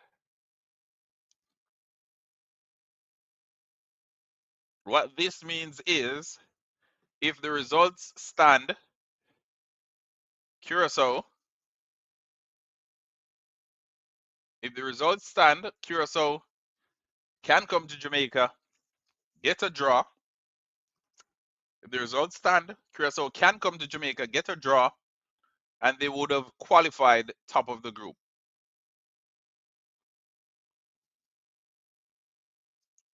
So by winning this game, they're leading by 3. By winning this game, Curacao would only need to come to Jamaica and get a result.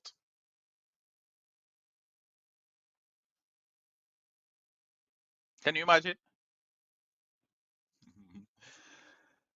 Thanks to everybody who's tuned into Halftime TV this evening.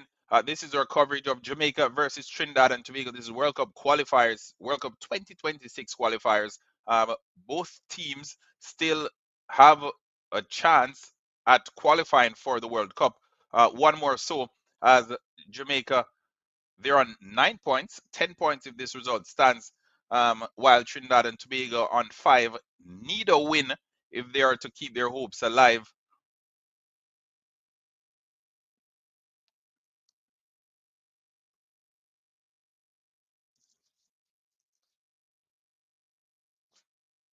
But Curacao in the other game doing what they need to do.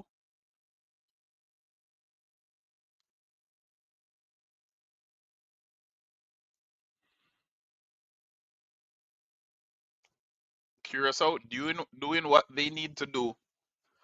They currently have a goal difference of +6. Jamaica +8. But I have a feeling it's not the end of the scoring in that Trinidad game.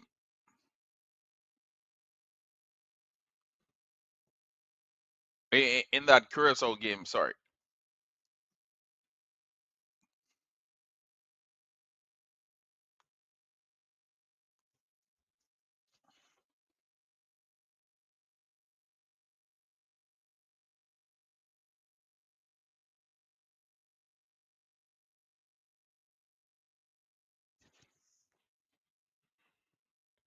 But Trinidad and Tobago picking up where they left off.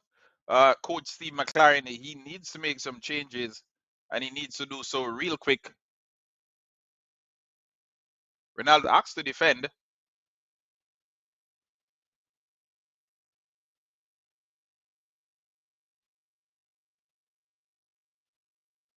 Corner there.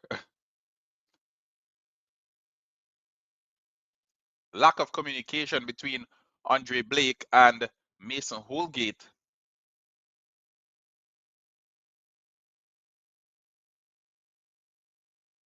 But Trinidad, it's all Trinidad and Tobago.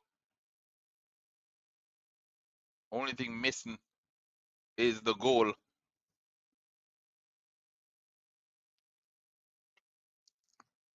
And it's not that I want them to score, folks, but maybe we'll wake up this Jamaican team because we haven't seen anything whatsoever from Jamaica That corner way too deep. Basically out for throw. A couple bounces and it's out for a throw into Jamaica.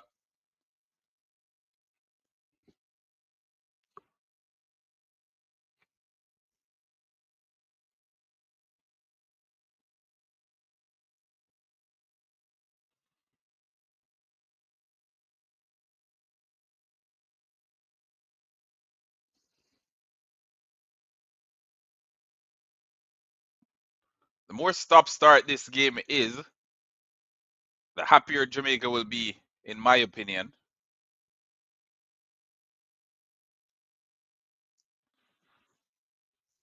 But shout out to everyone who's already voted. We had a poll running. Do you think Jamaica will win this game against Trinidad and Tobago? 66% of the voters. We have what, 790 voters? 66% saying yes, 34% saying no, 66% saying yes, 34% saying no.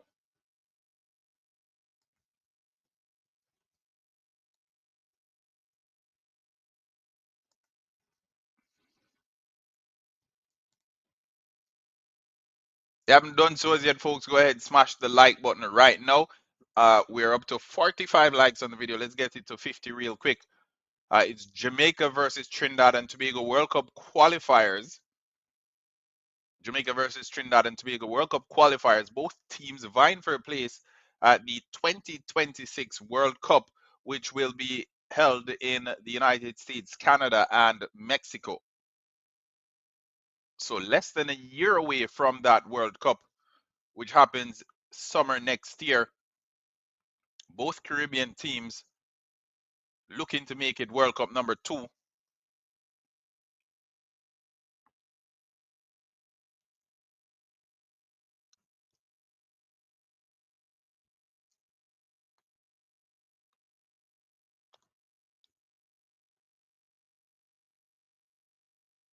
Trinidad and the attack again.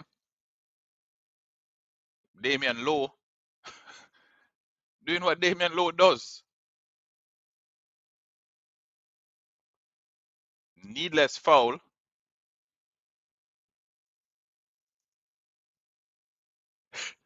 Ronaldo Cephas. We haven't seen much of him.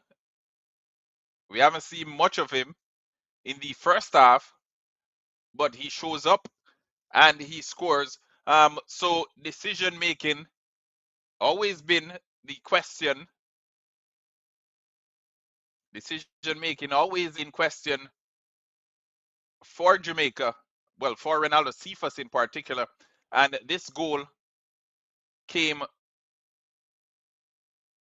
courtesy of Romar Borrell kicking it long.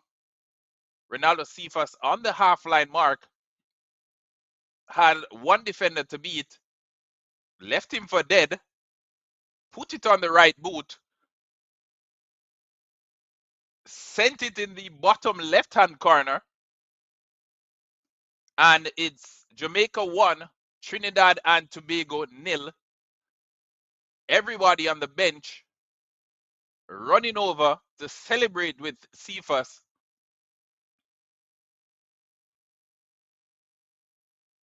Dragged his defender there, left him on the floor. The stadium is silent as the man who went down, injured in the first half, he held up his head. There wasn't a lot of help there. Demari Gray was coming in on the right-hand side. He had all the time in the world to line it up and to get his shot away. Brilliant goal from Ronaldo Cephas. Trinidad and Tobago, they've been the better team, but they didn't get on the score sheet, and Jamaica made them pay. We spoke about it. Jamaica has the individual quality, to bail them out at any given point during this game. And we saw it there again. Long ball upfield. Ronaldo Cephas using his pace. No questions of his decision making in that instance.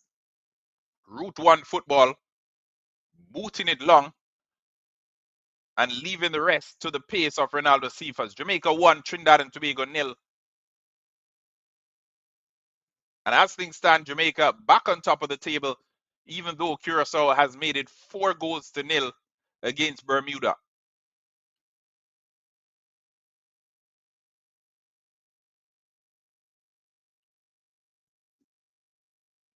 So you can see the morale of the Trinidad and Tobago team has dipped. That goal has sucked the life out of them.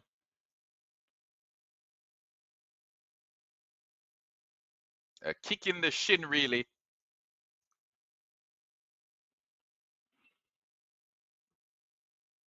Jamaica one step closer. One step closer for Jamaica to World Cup 2026. One step closer.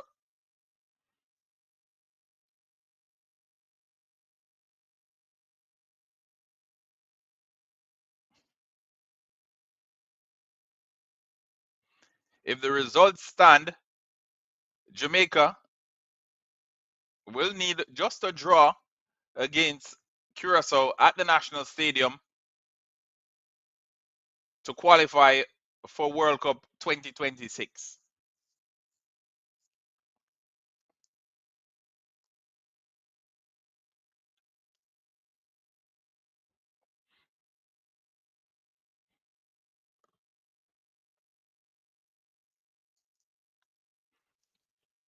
Brilliant goal. I can't stop talking about it. Brilliant goal from Ronaldo Cephas.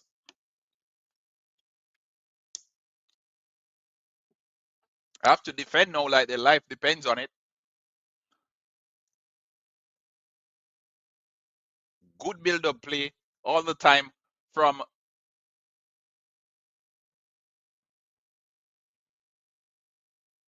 Trinidad and Tobago, but they just struggled to get on the score sheet. Goals win matches. Goals win matches. Trinidad and Tobago cannot score. Damian Lowe coming across, crunching tackle there. Never too far away from one of those. Damian Lowe plays with his heart on his sleeve.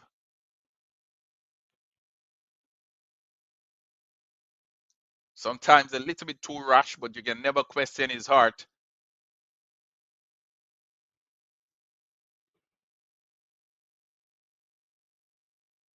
Will it all go down to one game at the National Stadium?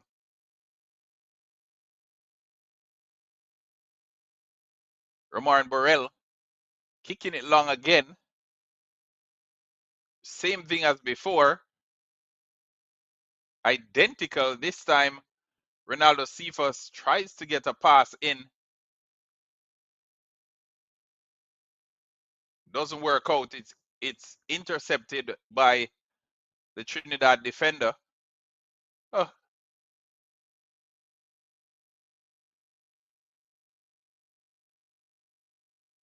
And the Trinidad team, they tried to build from midfield.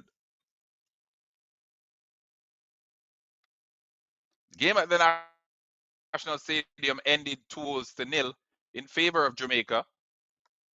Trinidad had some good chances.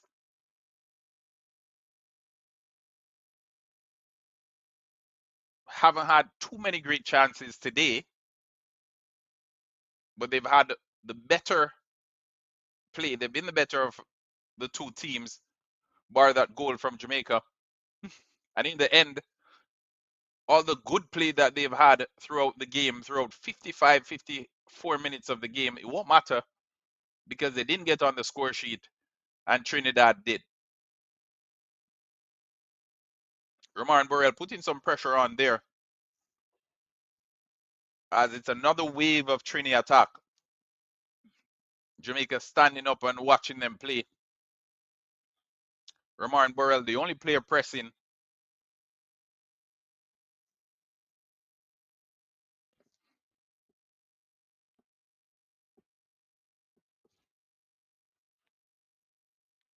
That right-hand side, still the preferred side for Trinidad and Tobago,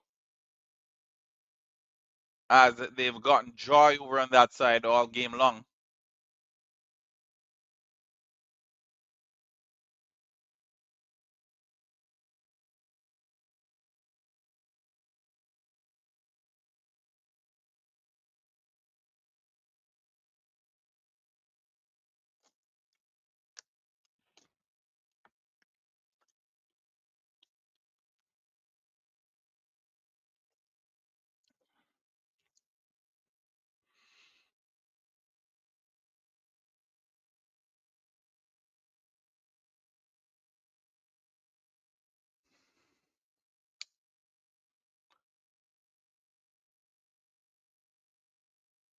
So getting himself around in this second half. We didn't see too much of him in the first half. Andre Blake there getting some work to do again as the Trinis search for an equalizer.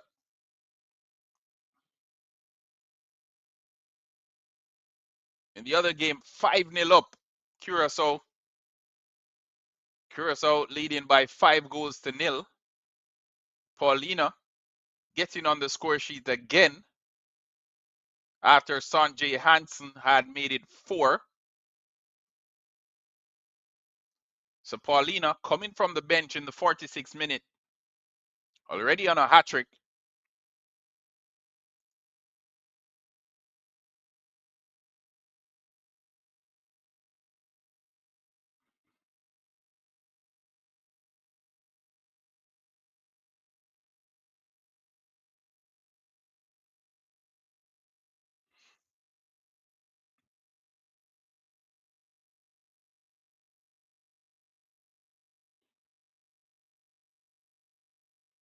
I think it's time for some changes now. Time for some changes, coach. Switch it up a little. Time for some changes, coach. Begging for some changes right now.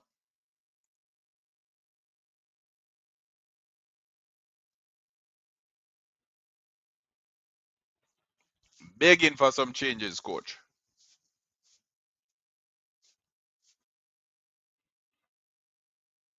Damian Lowe.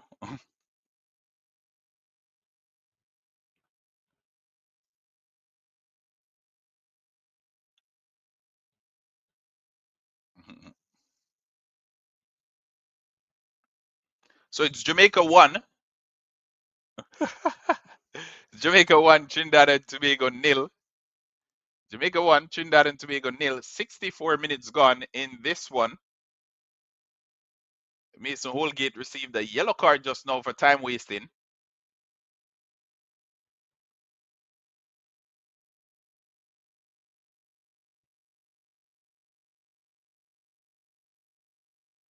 "63 minutes. Come on, we need some changes.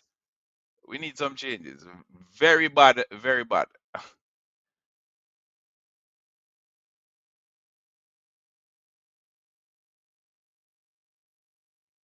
They be saying Jamaica got a result. They be saying Jamaica got a result, but I tell you something, folks. This is a really bad game from a Jamaican perspective. Really bad game of football.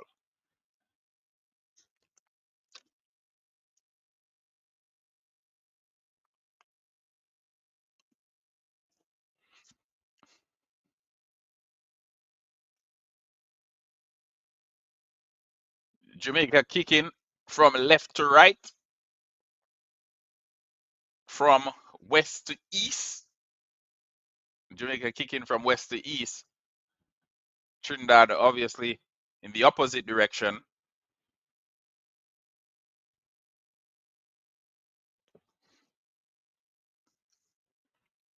But 65 minutes into this one, Jamaica 1, Trinidad and Tobago 0.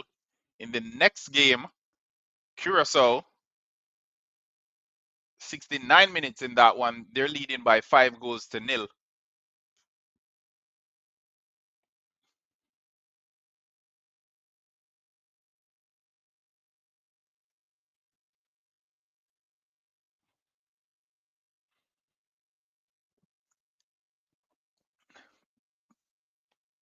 Jamaica can hold on for 25 minutes more, then it would mean a draw versus Curacao will be enough to take them to World Cup 2026. If they can hold on to this result, a draw against Curacao at the National Stadium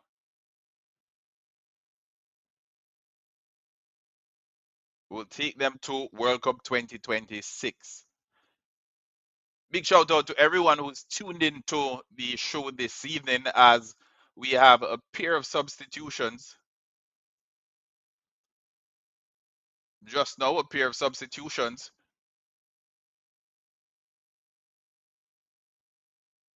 Demari Gray coming out.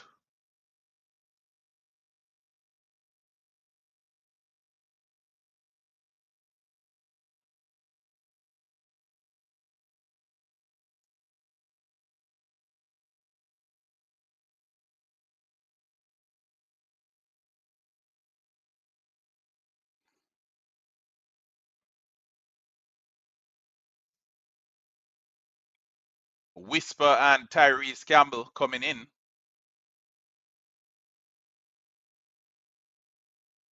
So Dujon Richards replaces Demari Gray.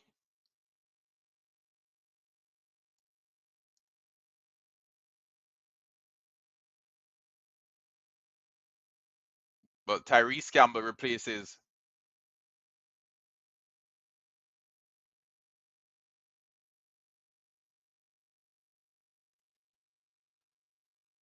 Demari Gray. And Whisper replaces Stephas.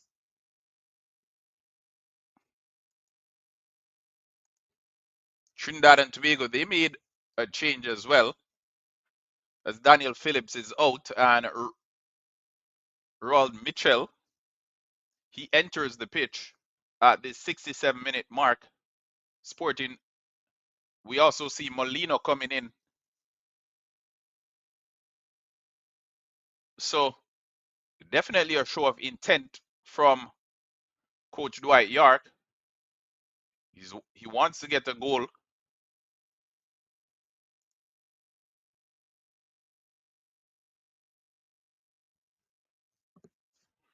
So Tyrese Campbell and Whisper, they're on for the final 23 minutes or so of the game.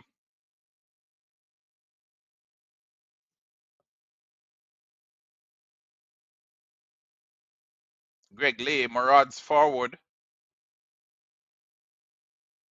Cross in, harmlessly collected by the goalkeeper there.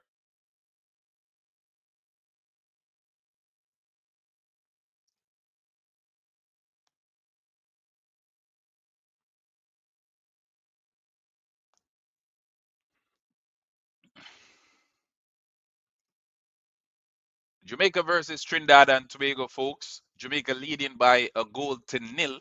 Remember, both teams vying for a place at the 2026 World Cup.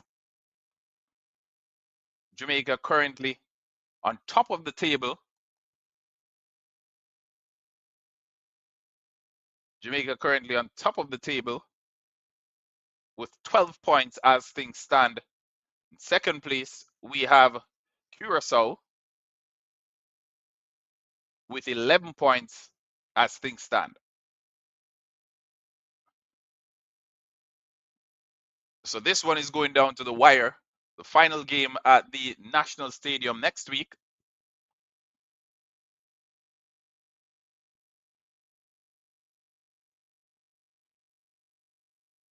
Trinidad and Tobago need a win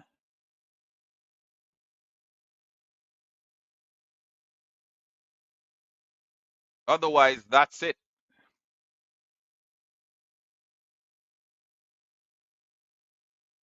And in light of that desperation, it's something that Jamaica can capitalize on because it will leave a whole lot of space open,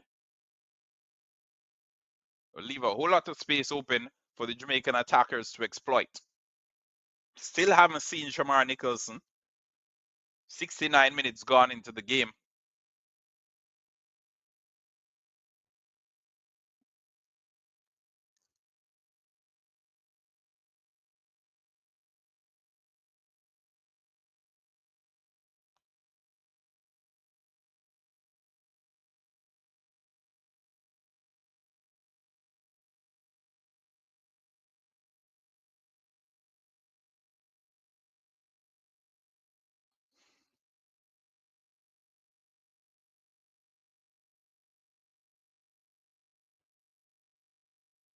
Opportunity there for the give and go. But again, haven't seen anything from Jamaica in this entire game, if I'm to be honest with you. They got a goal, but outside of that, nothing, nothing.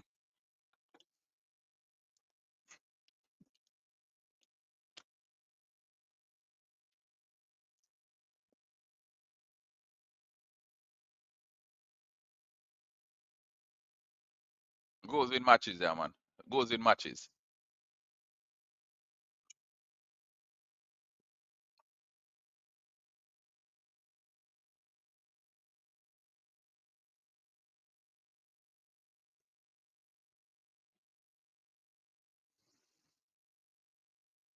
So goal kick for Jamaica on the back of a Trinidad and Tobago corner.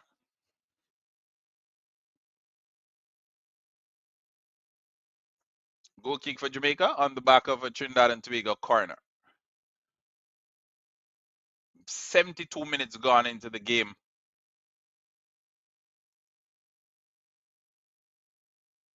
Trinidad and Tobago has been the better team. However, they've failed to score and they were punished by Ronaldo Cephas as a result, which means they currently have an uphill battle to get back into this one and to restore their hopes of qualifying for the World Cup.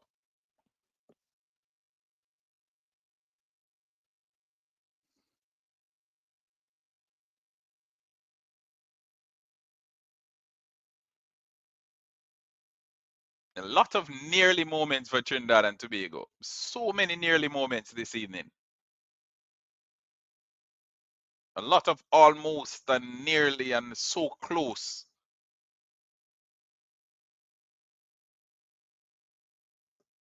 But just margins, fine margins, people.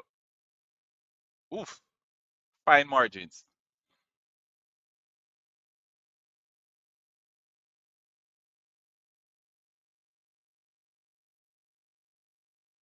Substitutions again.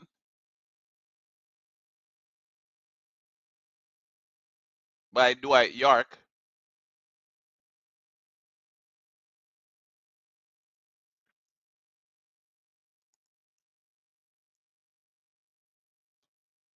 Substitutions again. Making those changes.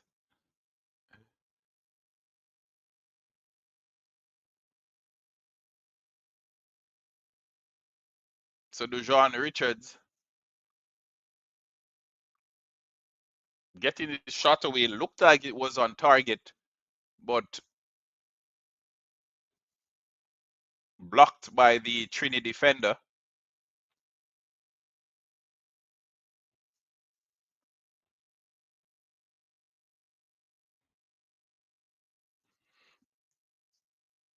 Let's see what the folks on Twitter are saying. So many opportunities currently being given. So many opportunities. It's almost as if the reggae boys are like, okay, hey, come beat me. Like, score if you can. All right, let's go, Reggae Boys. Two more the big side. Reggae Boys played lethargic in the first half. Um, Reggae Boys wagon full again, stadium full next Tuesday. Reggae Boys, please, we need to break. We need to break through. Well deserved. We deserve a lead. We deserve to lead. Okay, not so sure. Nice goal, Cephas. Reggae Boys on the board.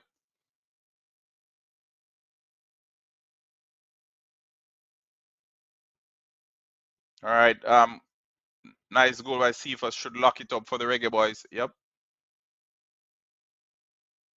Oof. Again, I told you so many, so close opportunities for the Trinidad and Tobago team.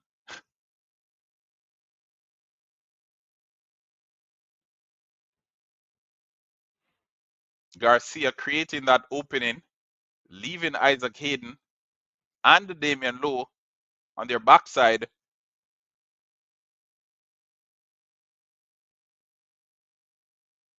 And getting the shot away.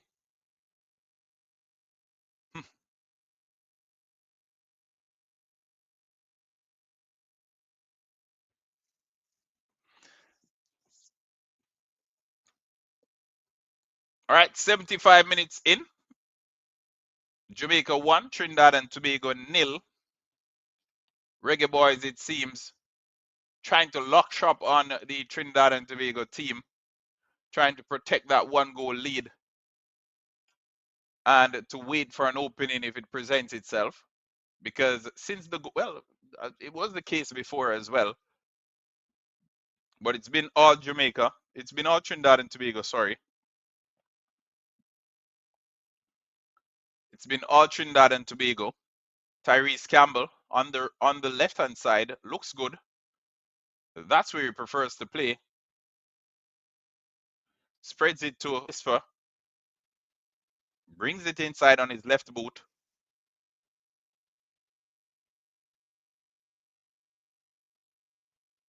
Very rare Jamaican attack. Trinidad gives it away. Isaac Hayden attempts a shot from midway the Trini half. And it goes out for a throw in. I can see Karai Anderson. He looks as if he's going to come on. Coach Steve McLaren signaling to the referee that he'll be making a change. Maybe the next break in play.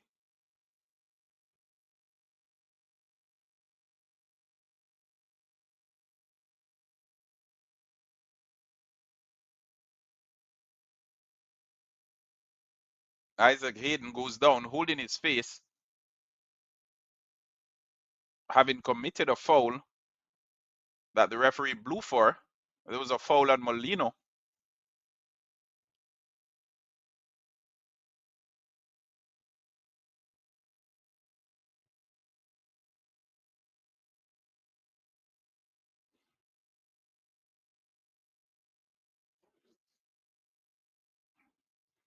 The Trinidad attackers right now can't hit a barn door. They can't hit a barn door if it were right in front of them. Good all-around play. Good all-around play. They just cannot score. They've been the better team. A breaking play. 78 minutes gone. Just about 15 minutes or so left in this game if we're to consider the stoppages. Stretcher is on the pitch. Will Isaac Hayden exit on the stretcher? No players don't really like exiting on the stretcher. He stands up and he seems as if he's walking it off.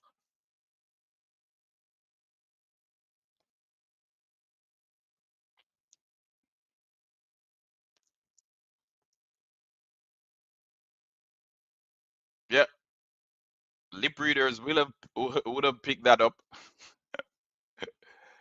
I think even those who aren't lip readers, they can pick up what he's saying there as he holds on to his head and exits the pitch.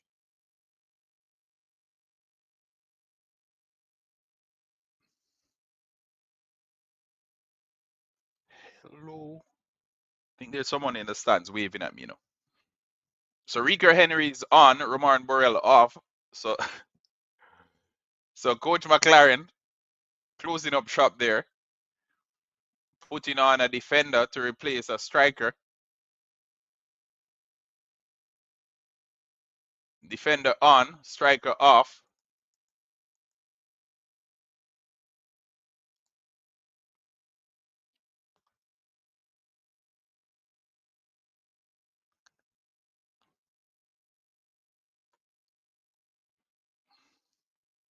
Karai Anderson on, Jonathan Russell off. Jonathan Russell wasting time, receives a yellow card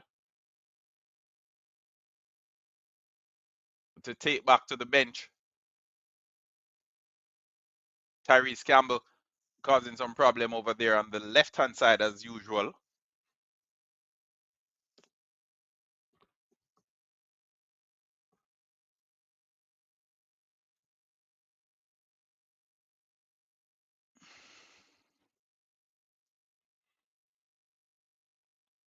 Bit of urgency in the Trini play.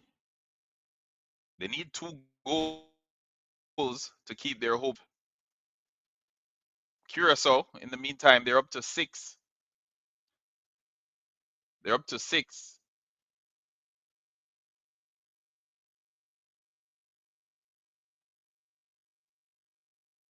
Curacao up to 6.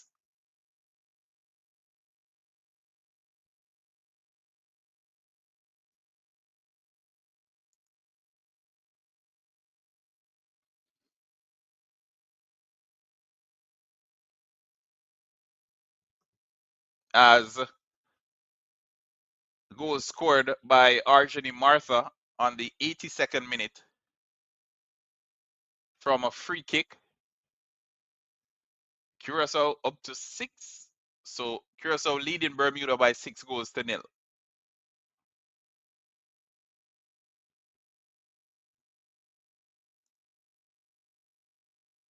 Curacao leading Bermuda by 6 goals to 0.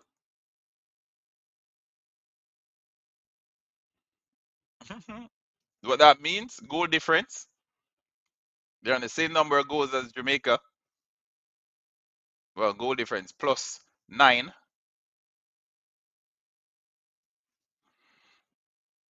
They have this the shooting boots on this evening.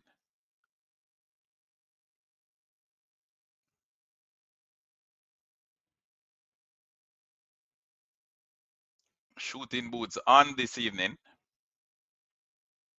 Said it before, we'll say it again. A draw secures World Cup qualification for Jamaica. A draw against Curacao on Tuesday secures World Cup qualification for Jamaica.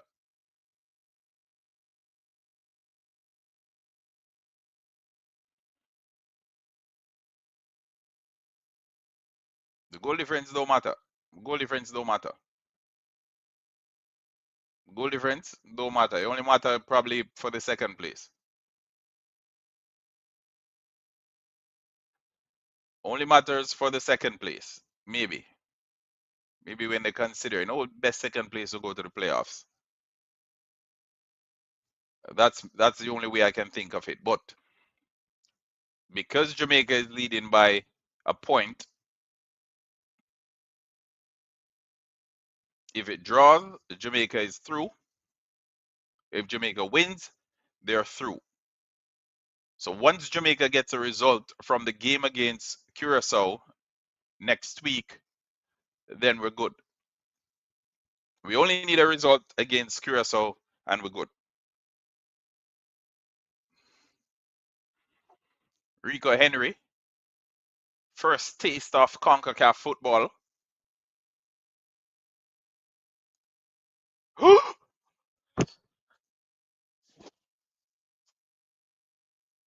Trinidad and Tobago have equalized, folks.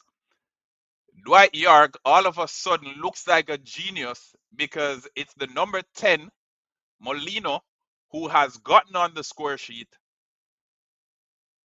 Good wing play from Garcia, dragging Rico Henry on that right-hand side, playing it to the number 2, gets the cross in. Bit of a mix-up. Damian Lowe boots it wide, but then the Trinidad and Tobago team, acting with urgency, got the ball back into the box. Trinidad and Tobago team got the ball into the box as most of their attackers were already waiting in there.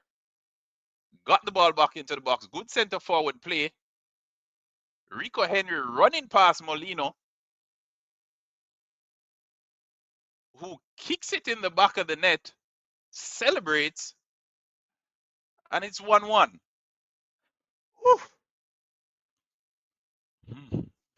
You cannot make this up, people. You cannot. The best form of defense is attack. Jamaica knows that we cannot defend. No matter who you put out there, they cannot defend.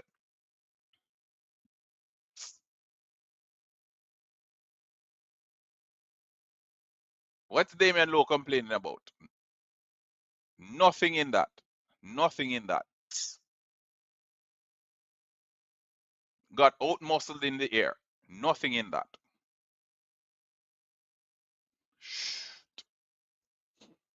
Trinidad and Tobago,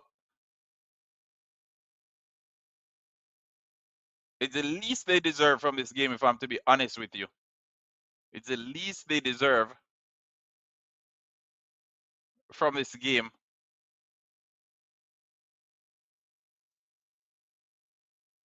It's the least they deserve from this game. It's been coming all game. It's been coming all game, if I'm to be honest. It's been coming all game. They've been the better team. They've been the better team. They played the better football. Jamaica, as I said, they haven't created much in the game. Moment of brilliance from Ronaldo Cephas. It was a lot of bark and no bite from Trinidad and Tobago for 85 minutes in this game. But they got the breakthrough, which, even as a Reggae Boy fan, we can't say they deserved. The job just got a little bit harder for Jamaica, as Curacao currently on 7. Curacao currently on 7. Curacao currently on 7. So Curacao leading 7-0 against Bermuda. Well, back to 6. Apparently that one was chalked off after review.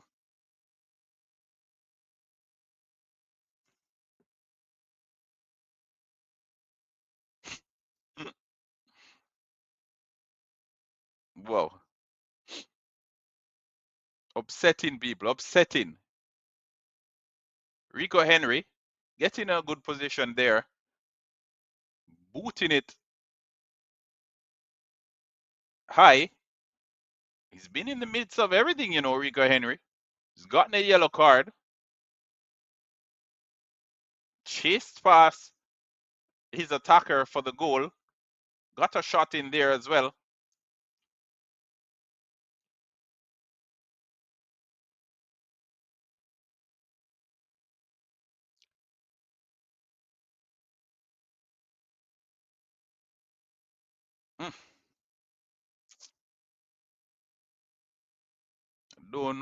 Don't know.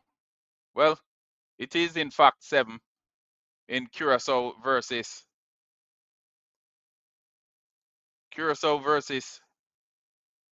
Bermuda. In fact, 7.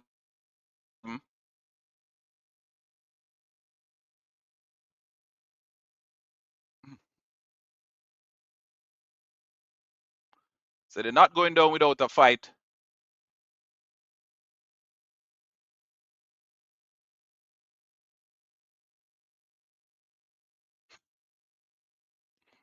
Whew.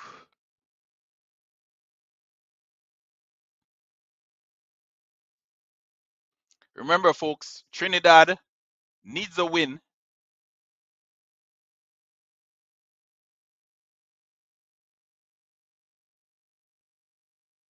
Trinidad needs a win if they are to keep their hopes alive. But them getting on the score sheet is at least a step closer to that win.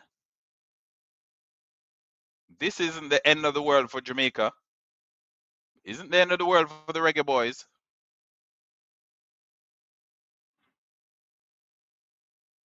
But what it means is they now have it all to do at the National Stadium against Curacao. So 5 minutes stoppage. 5 minutes stoppage.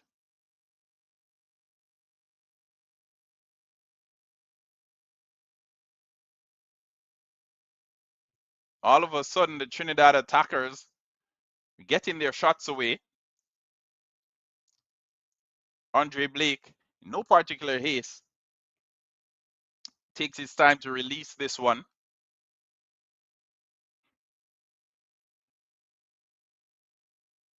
And another wave of Trini attack.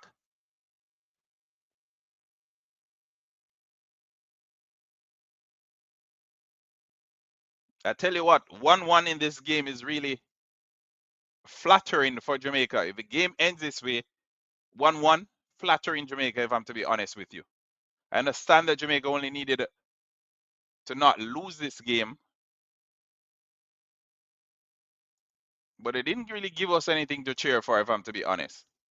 Outside of that moment of brilliance from Ronaldo Cephas, we didn't really get much to cheer for.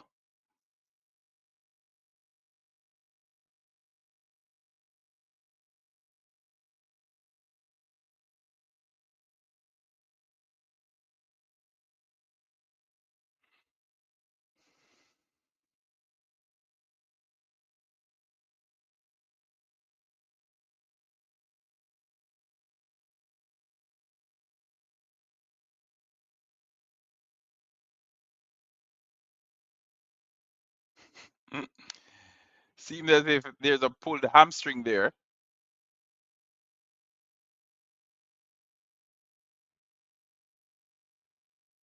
Seems as if there's a pulled hamstring there. Otherwise, there would have been serious problems for Jamaica. As Rampersad again,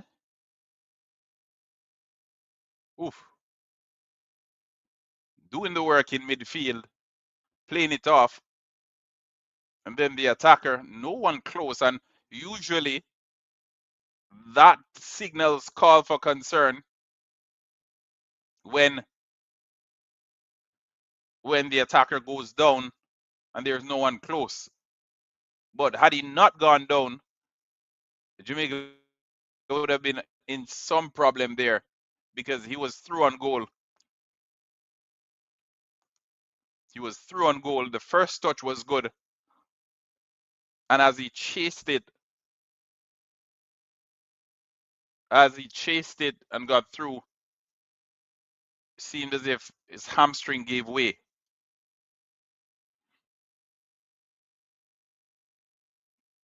But looking back, 2 good goals scored in this game.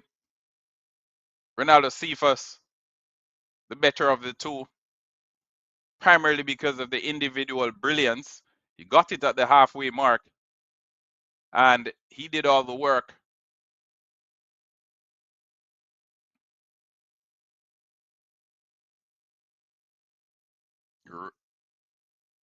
Rifled it past the goalkeeper, having run maybe 40, 45 yards thereabout.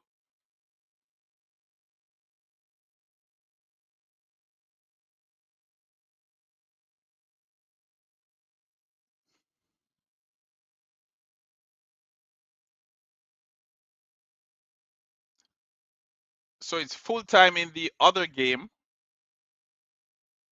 It's full time in the other game, and it ends Curacao 7. Curacao 7, Bermuda 0. Full time in the other game, Curacao 7, Bermuda 0.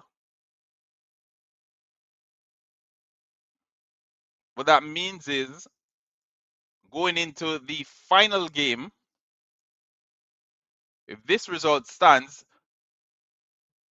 Jamaica will need a win in order to make it to the World Cup. So going into the final game at the Nash Stadium on Tuesday, Jamaica will need to win it in order to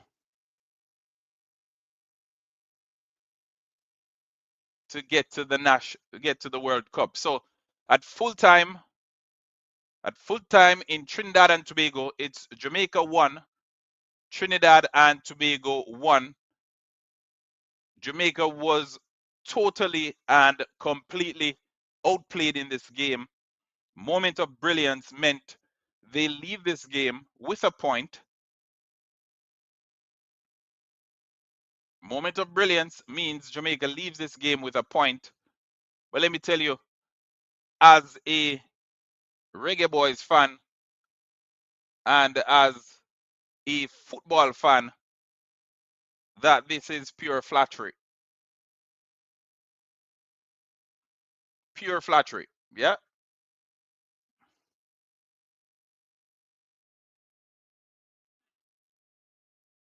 Pure flattery, people. The Reggae Boys gave us nothing to cheer about this evening. Nothing to cheer about. They got a point, and it's a good result considering how bad they were on the day. But as things stand, the table looks like this. So Curacao on 11 points, Jamaica on 10 points. Curacao have a goal difference of plus 10, Jamaica plus 8. Trinidad and Tobago, they can't qualify for the World Cup again because the best that they can get to now is 9 points. Not a bad run from Trinidad and Tobago. The results got better as the campaign progressed. Dwight York has a team playing some good football, but maybe the appointment was a little bit too late. Maybe the turnaround time was a little bit too short.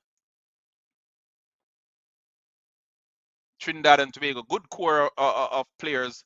Sealy, Spicer, good players that we expect to see in the next World Cup cycle. Hopefully, the Trinidad and Tobago Football Federation, they keep Dwight York because the Trinidad team, they're playing some good football.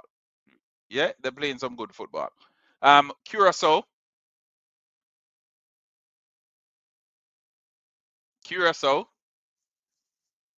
they will need a win or even a draw against Jamaica at the National Stadium. And if they get that, if they get any result whatsoever, they will be heading to World Cup 2026. So Curacao, they come to Jamaica and they get a draw, they're going to the World Cup. A recap of this game, Jamaica versus Trinidad and Tobago. Jamaica got on the score sheet first, courtesy of Ronaldo Cephas. Brilliant solo goal as he got ball came in from a Trinidad and Tobago cross. Ramon Burrell kicked it long, booted it forward. Our guy, Ronaldo Cephas, latched onto it at just about the halfway mark. Individual run from about 40 yards, caught on the inside of his defender and sent it far left-hand side of the goalkeeper into the goal to get Jamaica the lead in this game. Before that, Jamaica hadn't created anything whatsoever. We were utter rubbish, if I'm to be frank. Didn't give us anything whatsoever for the game. And then Cephas came up with that moment of brilliance. In the second half, Dwight York realized that something needed to change, and he got Molino onto the pitch. And that's Kevin Molino, the number 10, got him onto the pitch in the second half, and he came up with the goods in the 85th minute to ensure that Trinidad and Tobago got a point from this game. Garcia was problem all night for the Jamaican team. Physical, strong, powerful player. A couple openings for the Trinidad team. They just couldn't capitalize on it. And for most of the night, we're seeing the Trinidad and Tobago team couldn't hit a barn door if it was in front of them. They proved us wrong as Molino came onto the pitch and ensured that his team secured a point from this game. So in the end, it's Jamaica 1, Trinidad and Tobago 1, and it will all go down to the final game, which will be played at the National Stadium next week, Tuesday, I believe it is. Final game next week, Tuesday, at the National Stadium in Kingston, Jamaica. But the man of the match, in my opinion, from this game is definitely the Trinidad midfielder Ramprasad. Brilliant player. And you can see it here 8.0 ranking, 8.0 score. Didn't even realize that his score was so high, but 8.0, highest ranked player on the night. He's a brilliant footballer. And if you got the chance to watch the game this evening, you'll see what I was talking about. And when you watch back the highlights, you'll see as well. So, ends it. Really, this is the end of our stream for this evening. Look out for our reaction video for Jamaica versus Trinidad and Tobago. That one will be coming first thing tomorrow morning, so stay tuned for that. Naranda Brown here from Halftime TV. We have the link on the screen. We have it in the description as well.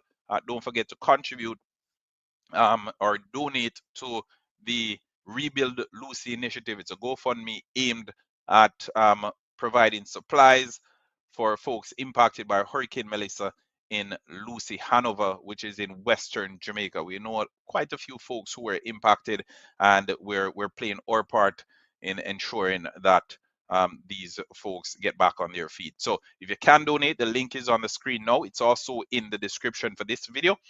So you can check it out afterwards. Don't forget, like, share, and subscribe. Halftime TV here saying we're going to leave it at that. Oh, and for those who voted, let me see what the polls ended. 66% of our voters, we have, what, just over 1,100 votes.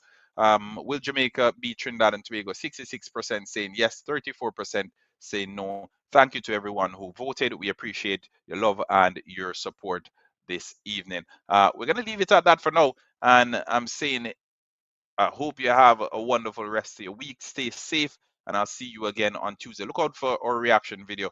As I said, turn your notification on. That way you don't miss as soon as Halftime TV uploads the video, you are notified. Enjoy what's left of your night. Until next time.